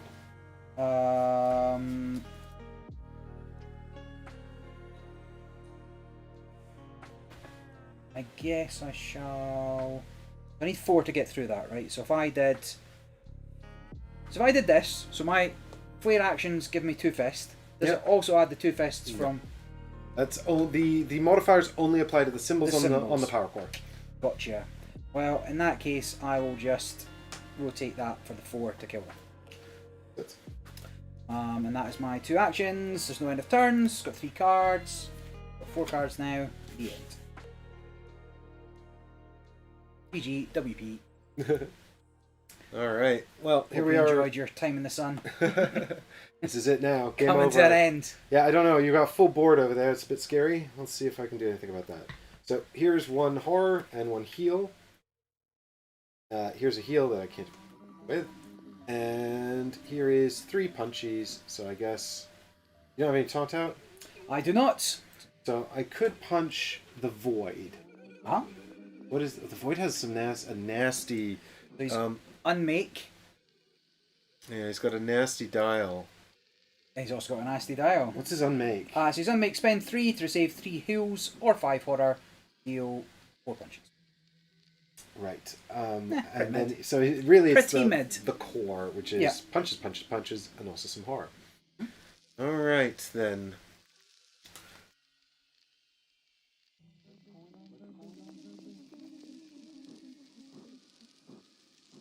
Well, I think for now, let us punch your face. So 3. Yep. This is all my shields. Good. C'est la vie. Try not to take it too personal, yeah? Try not to take it. Remember like an hour and a half ago when you flipped me and then didn't flip you? So you're looking... Am I looking the wrong way now? If I look at my board here, am I staring off You're the staring screen? off screen, yeah. That's it. I did mean to say something an hour and a half ago. Probably have what I've probably done here is now I'm still No, you're still the wrong way. You didn't how flip is this it. possible? You literally... But I flipped it. People get used to it now. There you go. Now when you look at it, yeah. Now There we staring- go. Now you're looking the right way. I mean, this is why I'm struggling in Do this. you remember when game. we set it up and everything was mirrored and then you changed one and then changed the other? That's what. Yeah, exactly. Listen, I don't know what the normal live streams are like necessarily, right? But They're super professional, super professional, utterly perfect.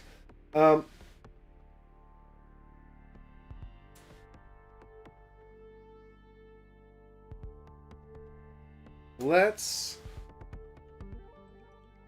yes. What am I on here? I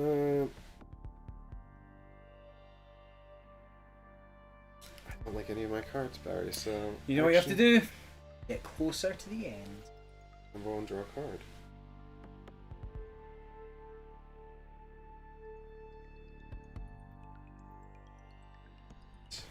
You said that last time and then the card wasn't even that good. I'm gonna pay. I haven't played that card, Alright, okay. or have I? Yeah, I was alive. You punchies. For you.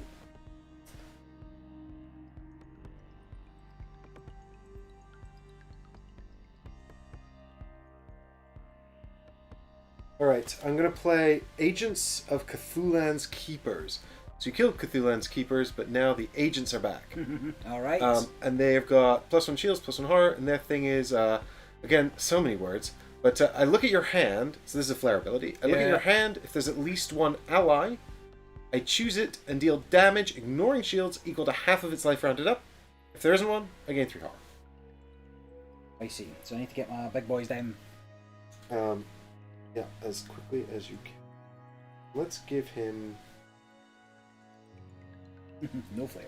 no... Oh god, yeah, actually. God damn it. I guess it'll have to be this one. Wah. Alright, there we go. Alright. That both your actions, draw and thingy. Draw Yep. and play. I've End the got turn. nothing else to do. Here's my card. Sick. Do you heal all your damage? Good. Well, how would you like... No shields. So there's 2. Boo. I'll heal 1 as well. So this game could go a little longer, right? We're not doing a massive damage turns.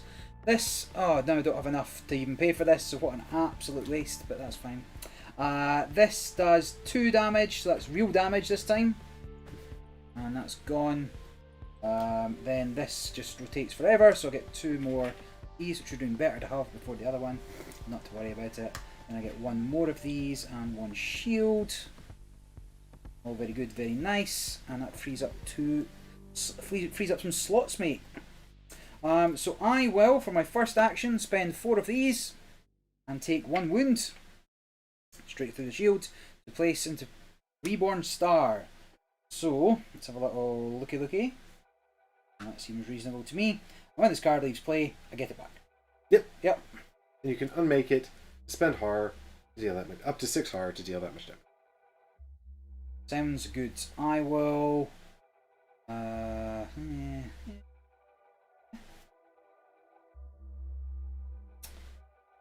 Maybe. I guess I will just. Got this. Deal 3 damage. Draw a card. The Draw a card. Shard of Destiny! Long ass woman time ago, found called Kickapoo. And draw 1 card. And then end of turn I've got 4, so I still draw back up. Sick.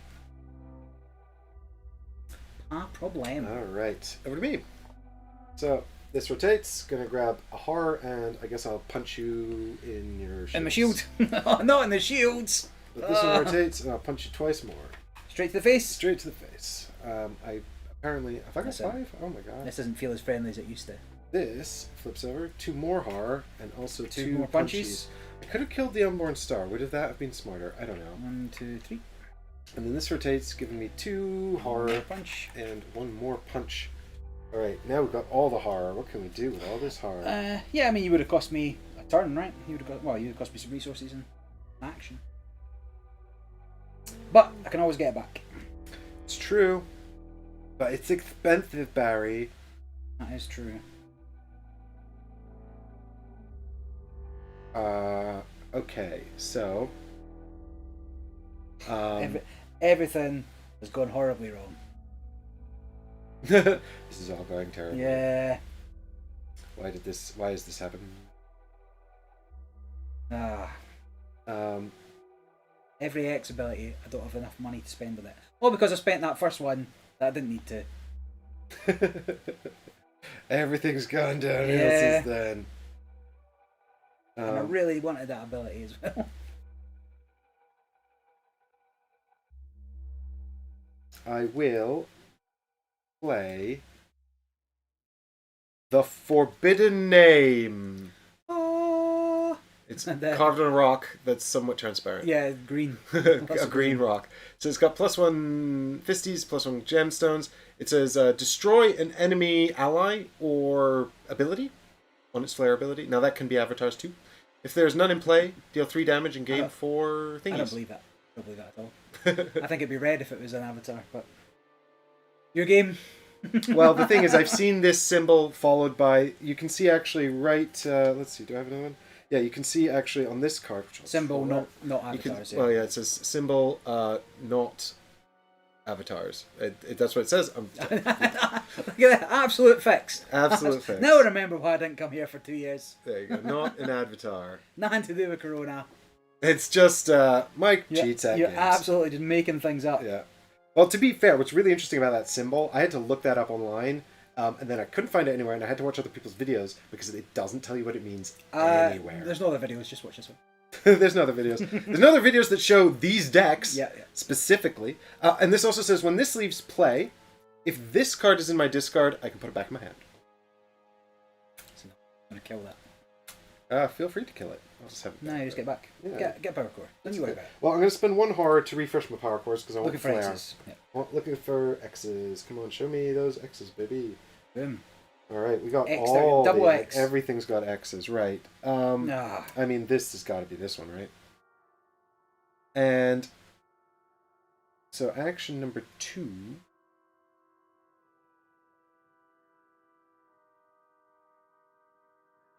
I mean, it's got to be destroy the onboard star. But doesn't... If there are none in play... Okay. You just kill this and it goes back. It goes back down there. I'll waste a turn.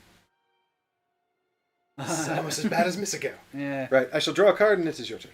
Sure. Right, so flip for a heal. Flip for a punch. That punch will go to... Let me just double check here. I think it's going to end up in your bin. Anyway...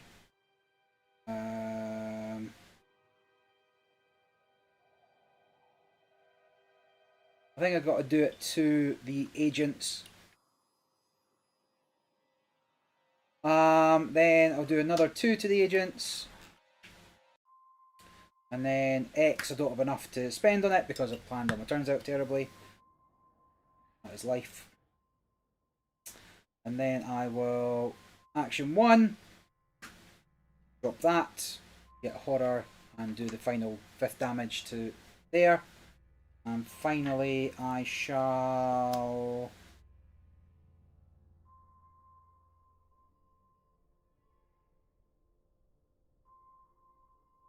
play a card, dropping this Powercore. So, it's got a flare ability, which I'm, you know what, let's turn it on. We'll probably just kill it. So the flare ability, spend 2 horror to remove all shields from 1 target. Not my shields! Could be shenanigans. End of turn, draw a card. I need shields to prevent death. Even though I'm an elder god, so... Remember how I said I didn't need that discard card? Change my mind. I changed my mind. I want it back. I want it back. How am I down to 3 cards and you're on millions? I have 1 less avatar than you. Yeah. How many cards were you on when you played the discard card? Because that puts 3 into your discard, doesn't it? Well, so I pitched 2 from hand. So yeah, I mean, like, effectively, because I had nothing in my discard to put back in, which would have saved me. I get it. I've got a lot of draw. I see. I maybe should have kept that card for later. So here is 1 horror and 1... Maybe you'll find a nice card that lets you... Not looking likely at the moment, but sure. A nice card that lets you recover a maneuver. Here's 3 punches. I'm going to punch your face. Can't do anything about it. And here is 3 more punches to your face. Alright, alright. And finally... It's 12, halfway there. 24 is the I'm target going to number. play... Say my name! Thing. Say my name, say my name. What is... Is this a puppet show? Is That this a is- Elder God puppet show? No idea. Anyway, this says, search your Frog. deck, search for Wings on Death in your deck, or discard, put it into play, and then deal 2 damage. Alright. So I shall search for... Oh, it was on the bottom. Handy. So there it comes into play. It is just straight up bullshit.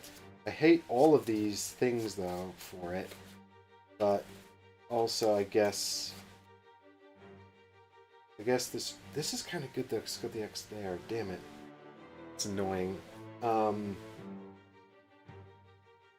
This has more punches on it. Let's go. I found an X card. X health card. Ooh. What's half of X? It's half of X. 0, right? Well, you had a card that got half We decided X was just infinite. infinite. So Yeah. gain So infinite unless- life. Oh, does it say gain X life? No. It was, you had the card that looked at an ally in my hand and gained half the... Oh, yeah, okay. Yeah. I guess, yeah, that would be instant death then for something. Half of infinity is still infinity. But no, I presume we'd just ignore that. Yeah. I presume X is 0 for most cases, as most games operate. Right, was that action 1? Just play the That card. was, yeah, play the card which got Death on Wings out. Yeah, here he comes. I only got 2 actions, mate. Come on, hurry up. Alright, what do you have there? Do you have any abilities? No, you've got another avatar though. I've got All right. shenanigans. So, in the interest of not just losing this, I will take this over, destroys the avatar, and then it goes into the discard, which brings the Agents of Cthulhu's Shield. Keepers back into play. Back into play? Yep. I thought I just put it back in Oh, hand. no, back into my hand. Yeah. You're right. Right, 100%. Steady. Cheating. Classic Mike. Doesn't read the card. Classic Mike Classic doesn't read Mike. the cards. Right. Over to you. That's all my actions. I will Roger. Draw a card. Oh my god, Barry, I'm up to 6 cards in hand. I have to Discard. discard one. It doesn't matter, I'm going to lose before you worry about it. 2 of these, 1 of these. 4 punches. I guess we'll punch that Death on Wings. For... I think there. So look, We'll punch death on wings for the 4. Mhm. And then this 3 will be to your face. So 2 through your shields. 4 here. 1, 2, 3, 4. Doesn't matter, I'm going to kill him.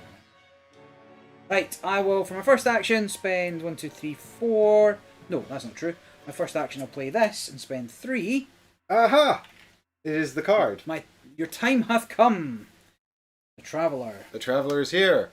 Play 3 to put the Traveller to play, and then rotate its Powercore 2 steps, applying the effects of each. Right, so this Very is going to good. go here. So I'm going to get a shield. Good. I forgot what I was doing. And then I'm going to get a heal and do 2 more damage there. The Death and Wings. Yes. The Death and Wings is dead. For now. For now. That was my first action. My second action. Now, if you put a card from your discard into play, I presume that a immediate event thing, whatever it's called, is not put into play. A maneuver? A maneuver. Okay, we had this exact conversation because we saw that. So I know exactly the card you're talking about. We Yes. had this exact conversation about it. It says take a card from your discard, put it into play. My argument was that a maneuver is played and then it just discards at the end of play. So I think you can play a maneuver. So I'm going to say yes, even though my opponent disagreed with me and we just didn't. Yeah, I'm not. It doesn't seem like the kind of thing that's right, but But you need that discard pile back. I do need that discard pile back. Well, if I lose, I lose. I will instead replenish my power core. It's very important. And then I will drop like it's heart.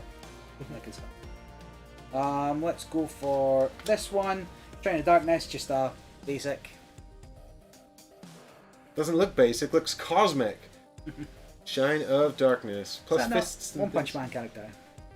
No, it's Dark Shine. Dark Shine.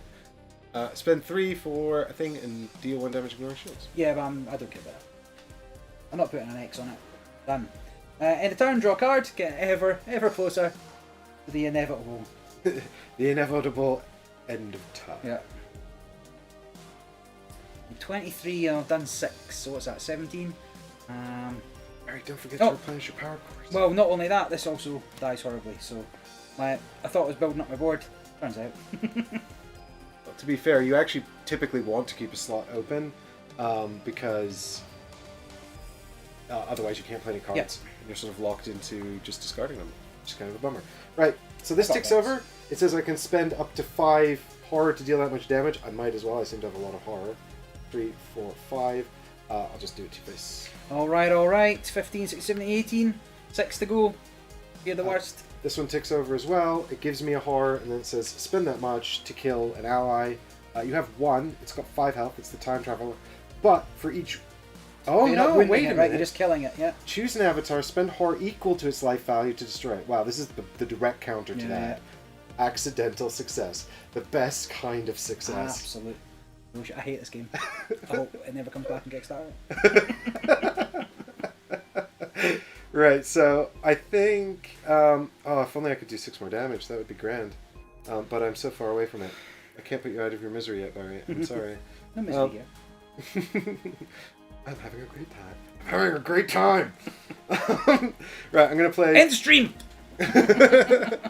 This is another copy of Cthulhu's Keepers. Apparently, Cthulhu Woo has the taunt deck. It's just another one of these fish people, exactly the same card, just with different art. Which I actually like. I like that they've got duplicate cards, but they've done different art, but it's still kind of the same creature. That's actually nice. I like that a lot. So here's a little thing for him. Is it that one? I'm sure it can get one up. Running out of horror here. I just blew it all, blowing up your deck.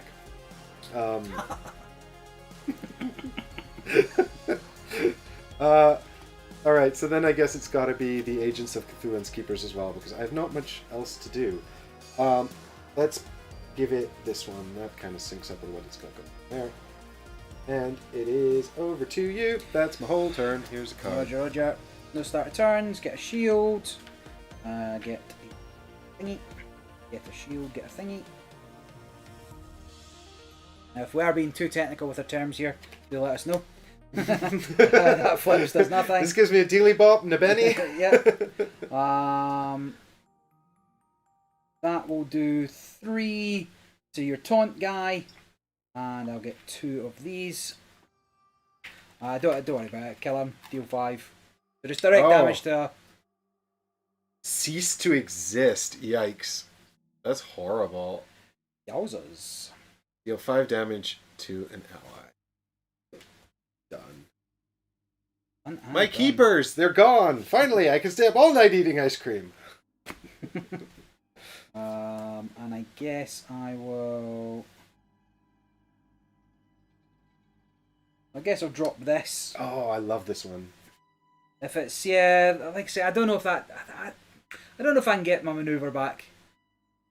To put it into play. This shouldn't have health. So, that's obviously a misprint. This didn't have that symbol in the Tabletop Simulator. Because it's not an ally, it's an ability. Gotcha. So this treats punches as flare symbols, which is great. And its flare symbol is pay 3 to put a card from your discard into play. And this is where we're thinking about, can you replay the discard reshuffle? My argument was yes, because maneuvers are still played. They are in play at some stage. And also, I think if it didn't, it would use the iconography. It would show an ally or an item or an ability. Okay, yeah. That's my argument for it. Well, that was my... Was that my first action? Second action. What was my first action? You played a card to destroy a guy. I did. Killed a dude. Done. There's only 2 actions, Mike. Come on, keep with it. Alright, here we go. So this is going to tick over. I get to heal a damage and have a horror. This ticks over, bringing me down to the most annoying amount of damage, 4. And this ticks up, giving me 2 horrors and 2 shields. Sure does. And now,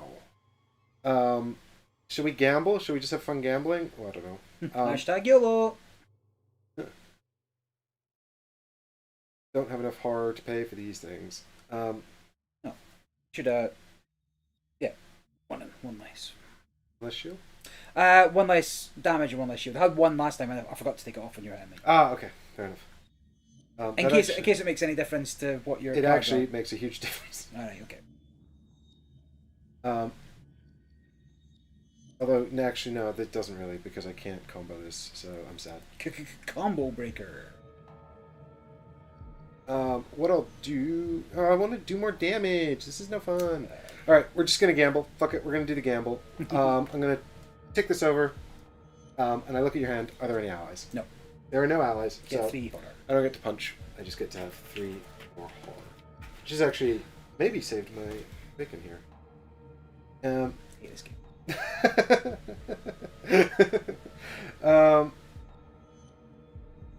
Yeah, let's just do more damage. So I'm going to play Curiosity Kills. This is a weird ghost who comes out of the forest, mountains. No, it comes off the beach. And he's like, ooh, you shouldn't have done what I did. It killed me. He does 3 damage, and then if I deal any wounds, I can pay 3 to immediately play another maneuver without costing an action. So I will do 3 damage to your face, which deals 1 wound. No, I still got that shield from last time.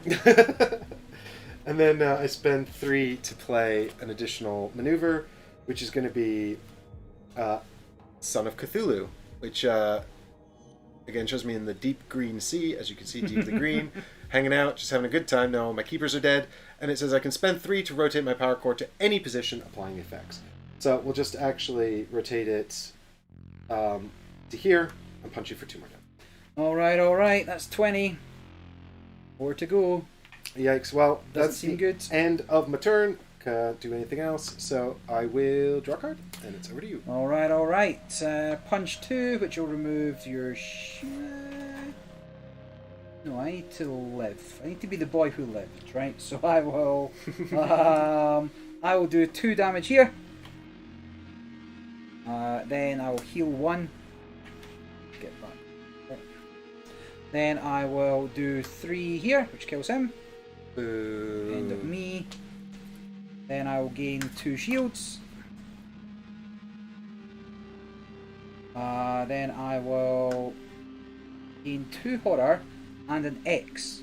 So I can pay 3, and we're suggesting I can reset your discard. Which Chat, nay. I think so, because we've seen cards that specify the iconography for like other things. You know, where it'll say like you can target these 3 things and stuff like that. So I feel like they would have said play a item, ability, or if it didn't say ally. into play, if it just said play a card from your discard. Yeah. Then I would give you the maneuver.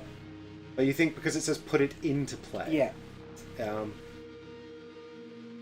But I still think the maneuvers are put into play. You play them, they go into play. Well, it's game over if I don't. discard. So, in the interest of letting you kill me, I will. I will do it. Chat says yay, so let's go for it. So I will play this. Discard all the cards in your hand.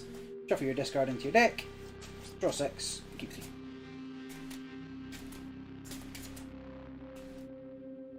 I don't see me getting out of this one anyway. I've only got what 20 health to get through to beat you. So. Well, you might outlast me now. You've just reset your deck again. 1, I could 2, mill 3, myself 4, 5, if I can't 6. kill you quick enough. So get 6, pitch 3. So you get pitched. You get pitched.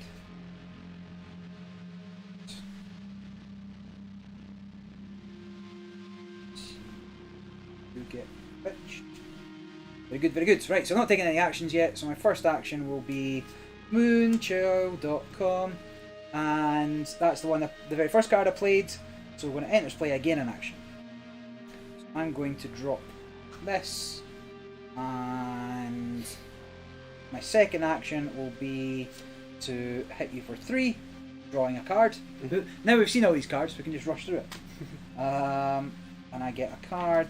My last action will be, yes, a taunt card, Dancer.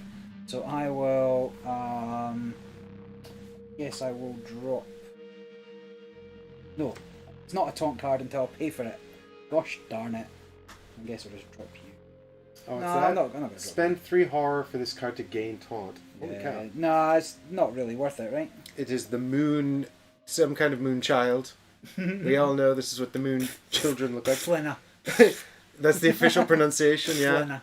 You really got to put the spit onto the P there. Yeah, right, I'll drop that. And that is me done, I guess.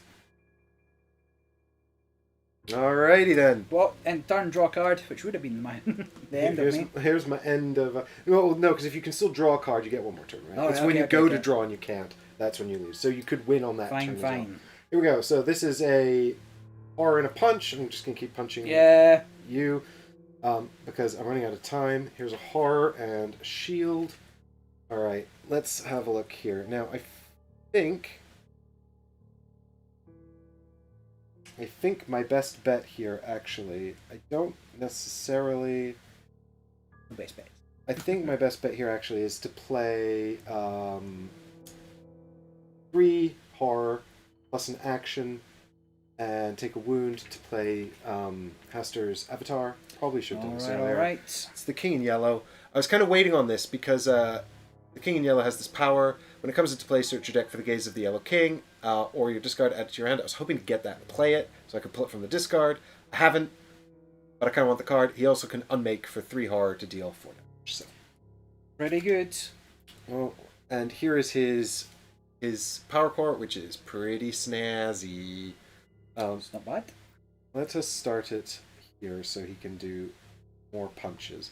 Now I have to look for the gaze of the Yellow King, and oh my god, they're both the bottom. So I have 2 cards. 2 of them? I have 2. Well, I have 2 cards, that one for each avatar. Ah, yeah, okay. So I happen to have both avatars can pull a card, and they're both on the bottom of the deck. How many cards you got? So here we see. So this. Oh yeah. Don't look at that. Yeah, no, show it on the camera. I won't look. Just read it out. Just read out what it does. Yeah. Actually, I was about to. This is completely brainfarted. So there we have action number 1. Shuffle that, and action number 2. You got 20. You got how much? I've got 19, so I've got 24. You need 5. Oh, but then I can just take this and unmake him, and you're dead. Done. Ah, no, got 1 shield. Yeah. So that's 6. Yeah. Okay.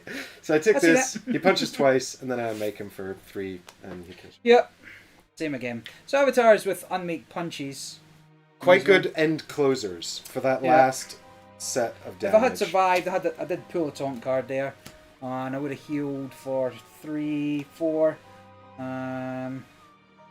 I had pulled this rather nasty one, actually, as well, which I was thinking about playing, called The Whispers in the Dark, which says, while this is in play, you must spend a horror or take a wound to use an action, which is pretty rough. Yeah. Agreed. Eugene, but same ending both times, right? So we had Avatar finish. Well, I'm now out of my four games. 3 of them have ended with death by punches. Yeah. So it is clearly the more common ending. Although the first game, like I said, my opponent pulled off this cool combo to just mill cards. Yeah. I didn't have anything really to pull out the discard, like you've got in that deck. Yeah, I mean, again, that was fine. It feels... It's the mitigation element, but your punches always have to be stronger than whatever's going to prevent them or heal them, right? Because otherwise, it doesn't end. But it does feel like that is... it's a little unsatisfying. Well, and I think that's linked into the fact that there's not really any escalation in the game. Yeah. You know, and have you ever played Shards of Infinity? Yep. So I was thinking about Shards of Infinity, which is a deck builder dueling card game. You can play more than one person, but it's a dueling game. Yeah. And it's a deck builder, and what it's got is this function called Focus, where on your turn you can pay a bit of your money resource to up your focus. As you increase it, it triggers criteria on cards. Yeah. So the cards will check your focus and give you bigger benefits based on your level of focus. And one of the cards you start within your deck, when you have 35 focus, or maybe 30 focus, it does infinite damage. So if you get to 30 focus, you get that card in your hand, you play it, you win the game. And I really like that. Gives it a real sense that game escalates like crazy. It feels like the power curve is just whoosh, and it's so satisfying. And it just really got me thinking about this and how this just doesn't feel like it has an escalation at all. It just kind of ticks along with you taking damage, but you don't feel like you're escalating in power or anything like that. And I think that's why the ending also feels just quite abrupt, because there wasn't a build-up to it of any sense. Yeah, there was no...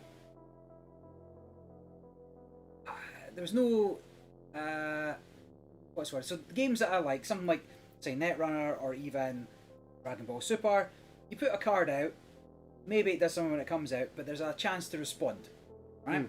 So there was no chance to respond. You played your avatar, you unmade your avatar. Right, there's nothing you could do about it. Correct, yeah. Because the unmake action it's not an action. So you played your avatar, you used your avatar, and then the unmake for free, finished it off. And it was a little... Maybe I could have seen it come in, you definitely had the points for it, but I can't do anything about your horror. I can't do anything about your... I'm guessing unmake. So I'm just quickly... Alright, fine. For kind of what you done. Are you just checking that you can't... I'm just making sure it's not an action. I'm sure it's free. I mean, if it's not, both games are void. And you've won everything, by default, because I cheated. But we knew that was happening from the start. You've been cheating. Yeah, there's no back and forth. The best card games are something where somebody plays something and then asks, "Do you have the answer?" And this doesn't have that necessarily. Although the fact they're out for 4 turns does give you the chance. The fact the power cores don't start it's on not an action. The fact the power cores come out and they don't do anything initially, and that gives you that turn, right? That gives you that turn to have the answer for what it is. But actually, it's quite resource intensive to get rid of something. Well, out of all the games I've played, these two seemed to have, and you saw a bit of it here, where I was kind of like, okay, destroy this card specifically, Cthulhuan. He was just like, destroy a thing, right? And I'm used to seeing a bit more of that in these. No, that's not going to work here. Good. Hold on. Amateur hour. So Cthulhuan's got that destroy a thing, and I've seen the game's got that's quite common in this game. I've seen a lot more of that. I thought our games had actually less of it than I saw in the other two. Yep. And the fact that was a good hard counter for the Traveller, because having to pay another 5 order to get rid of the Traveller, normally to kill him by doing wounds, would have stopped you playing your avatar. Because you wouldn't have enough to fund them if you. Did that just tick onto it? Naturally. I didn't kill the Traveller using the card, did I? No. No. Okay, No. good. Yeah. Because that card's illegal to play while the Traveller's in play. I totally forgot. Oh yeah. Oh yeah. Rewind. Somebody rewind that. Rewind the check. If there was any manoeuvres when the Traveller was out, null and void. Null and void. Whole game's written off. Yeah. But yeah, no, same thing. Like you're trundling along. Like I've got 4 cards out, and that should feel powerful. Like you twist all 4 and you get stuff.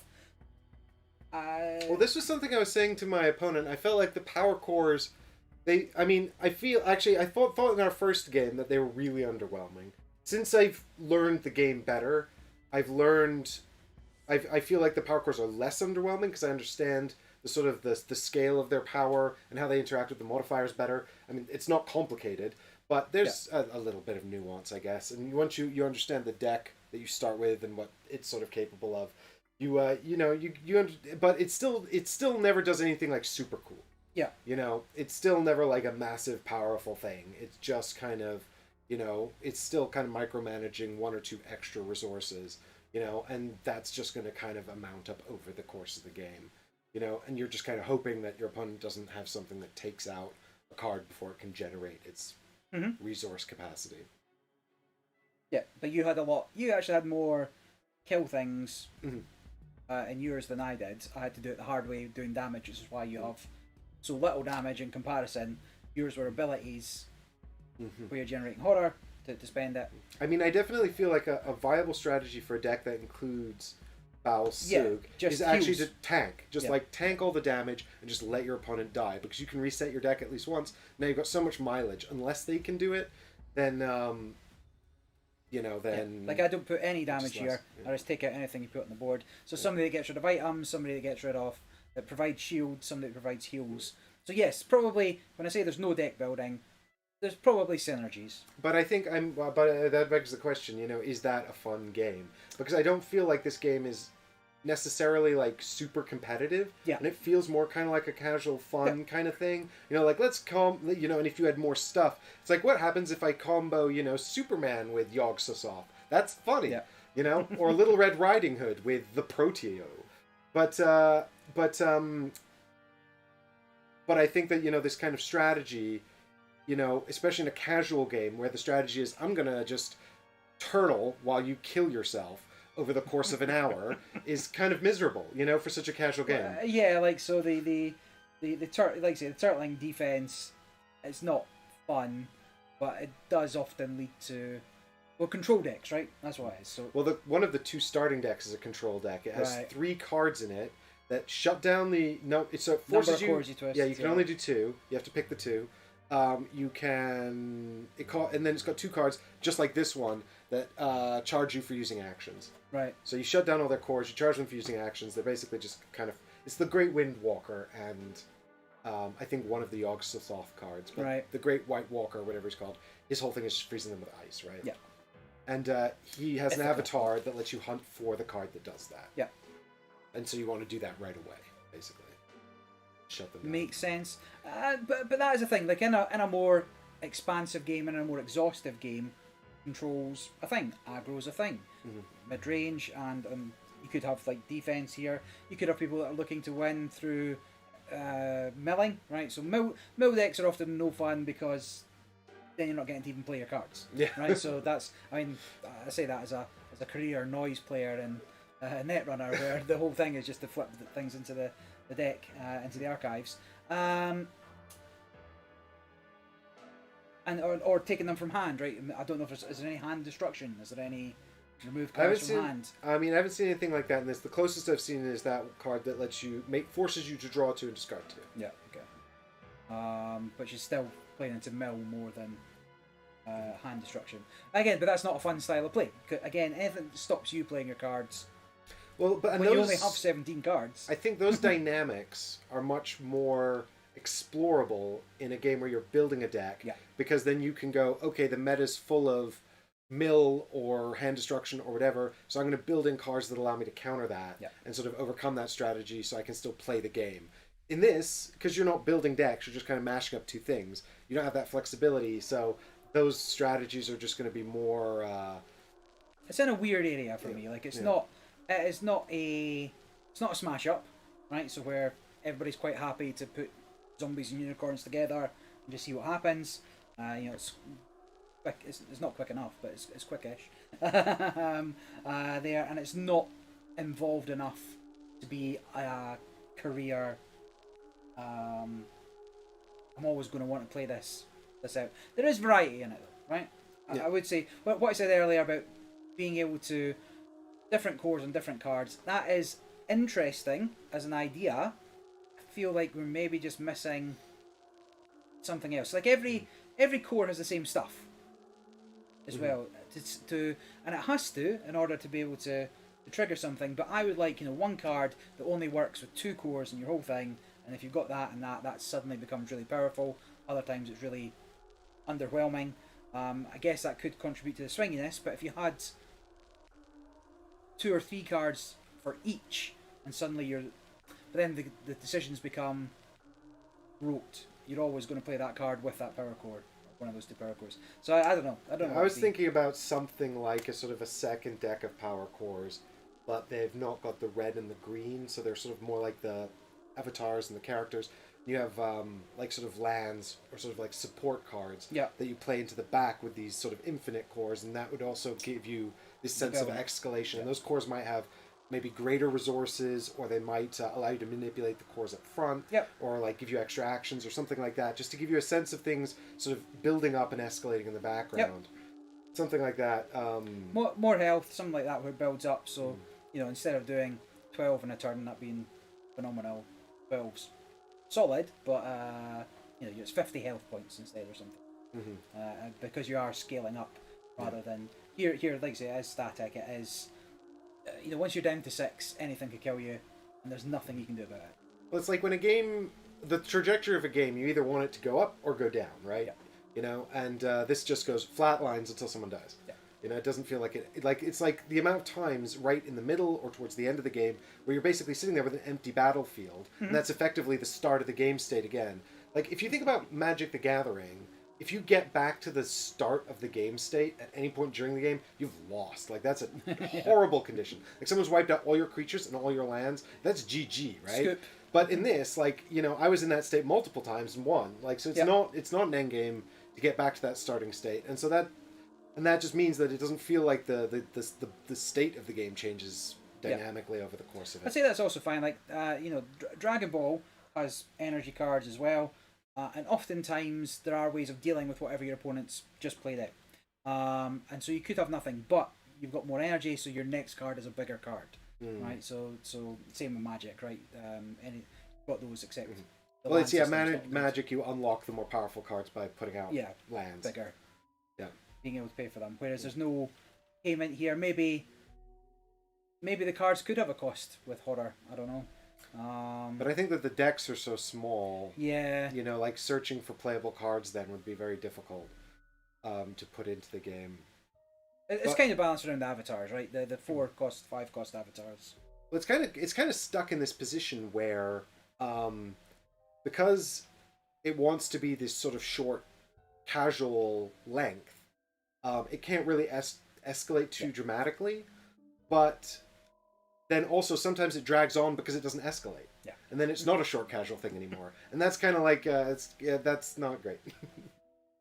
But, I mean, by and large, they mostly seem pretty short. Like I said, it was fine. It is a board game. It is not a lifestyle game, right? The way many collectible card games are and such like. I think that's what they want from it, right? Because it feels like, well, maybe no, because it's always going to be a board game. It doesn't matter how many expansions there are. Like Dominion, you're only playing with 10 cards in your kingdom. It doesn't matter how many you got to choose from. Like say Superman with Red Riding Hood or Master Chief with whatever, right? That doesn't change. That you're just mashing 2 decks together. So it's never going to be. I don't know. It feels like it's never going to be more than this, regardless of what art is and really what some of the abilities are. They're always going to be off a level because you can't. There's no scale for room. It's like early Gwent, where they only had there's no cost for playing a card in Gwent, and so there was some distinctly better cards you would play, and that they couldn't play around with it too much. And then when they added provision costs as a deck building cost, between 4 and 9, it's just like one number to play with, and this is kind of what this feels like with no additional costs. There's not a huge amount of room to tweak things, but who knows? Maybe I'm wrong. Maybe there's. Well, we explored all the stretch goals from the core game here, and we didn't see anything dramatically different. there is a fair amount. I think a fair amount of sort of distinction, enough distinction between the packs here, but like not like as we've been discussing. I don't know. I don't know how much design space there is in this design because it feels quite. The design space feels quite small. Yeah. And so I think that's kind of also going to be a problem if they want to sort of expand out infinitely, and also, yeah.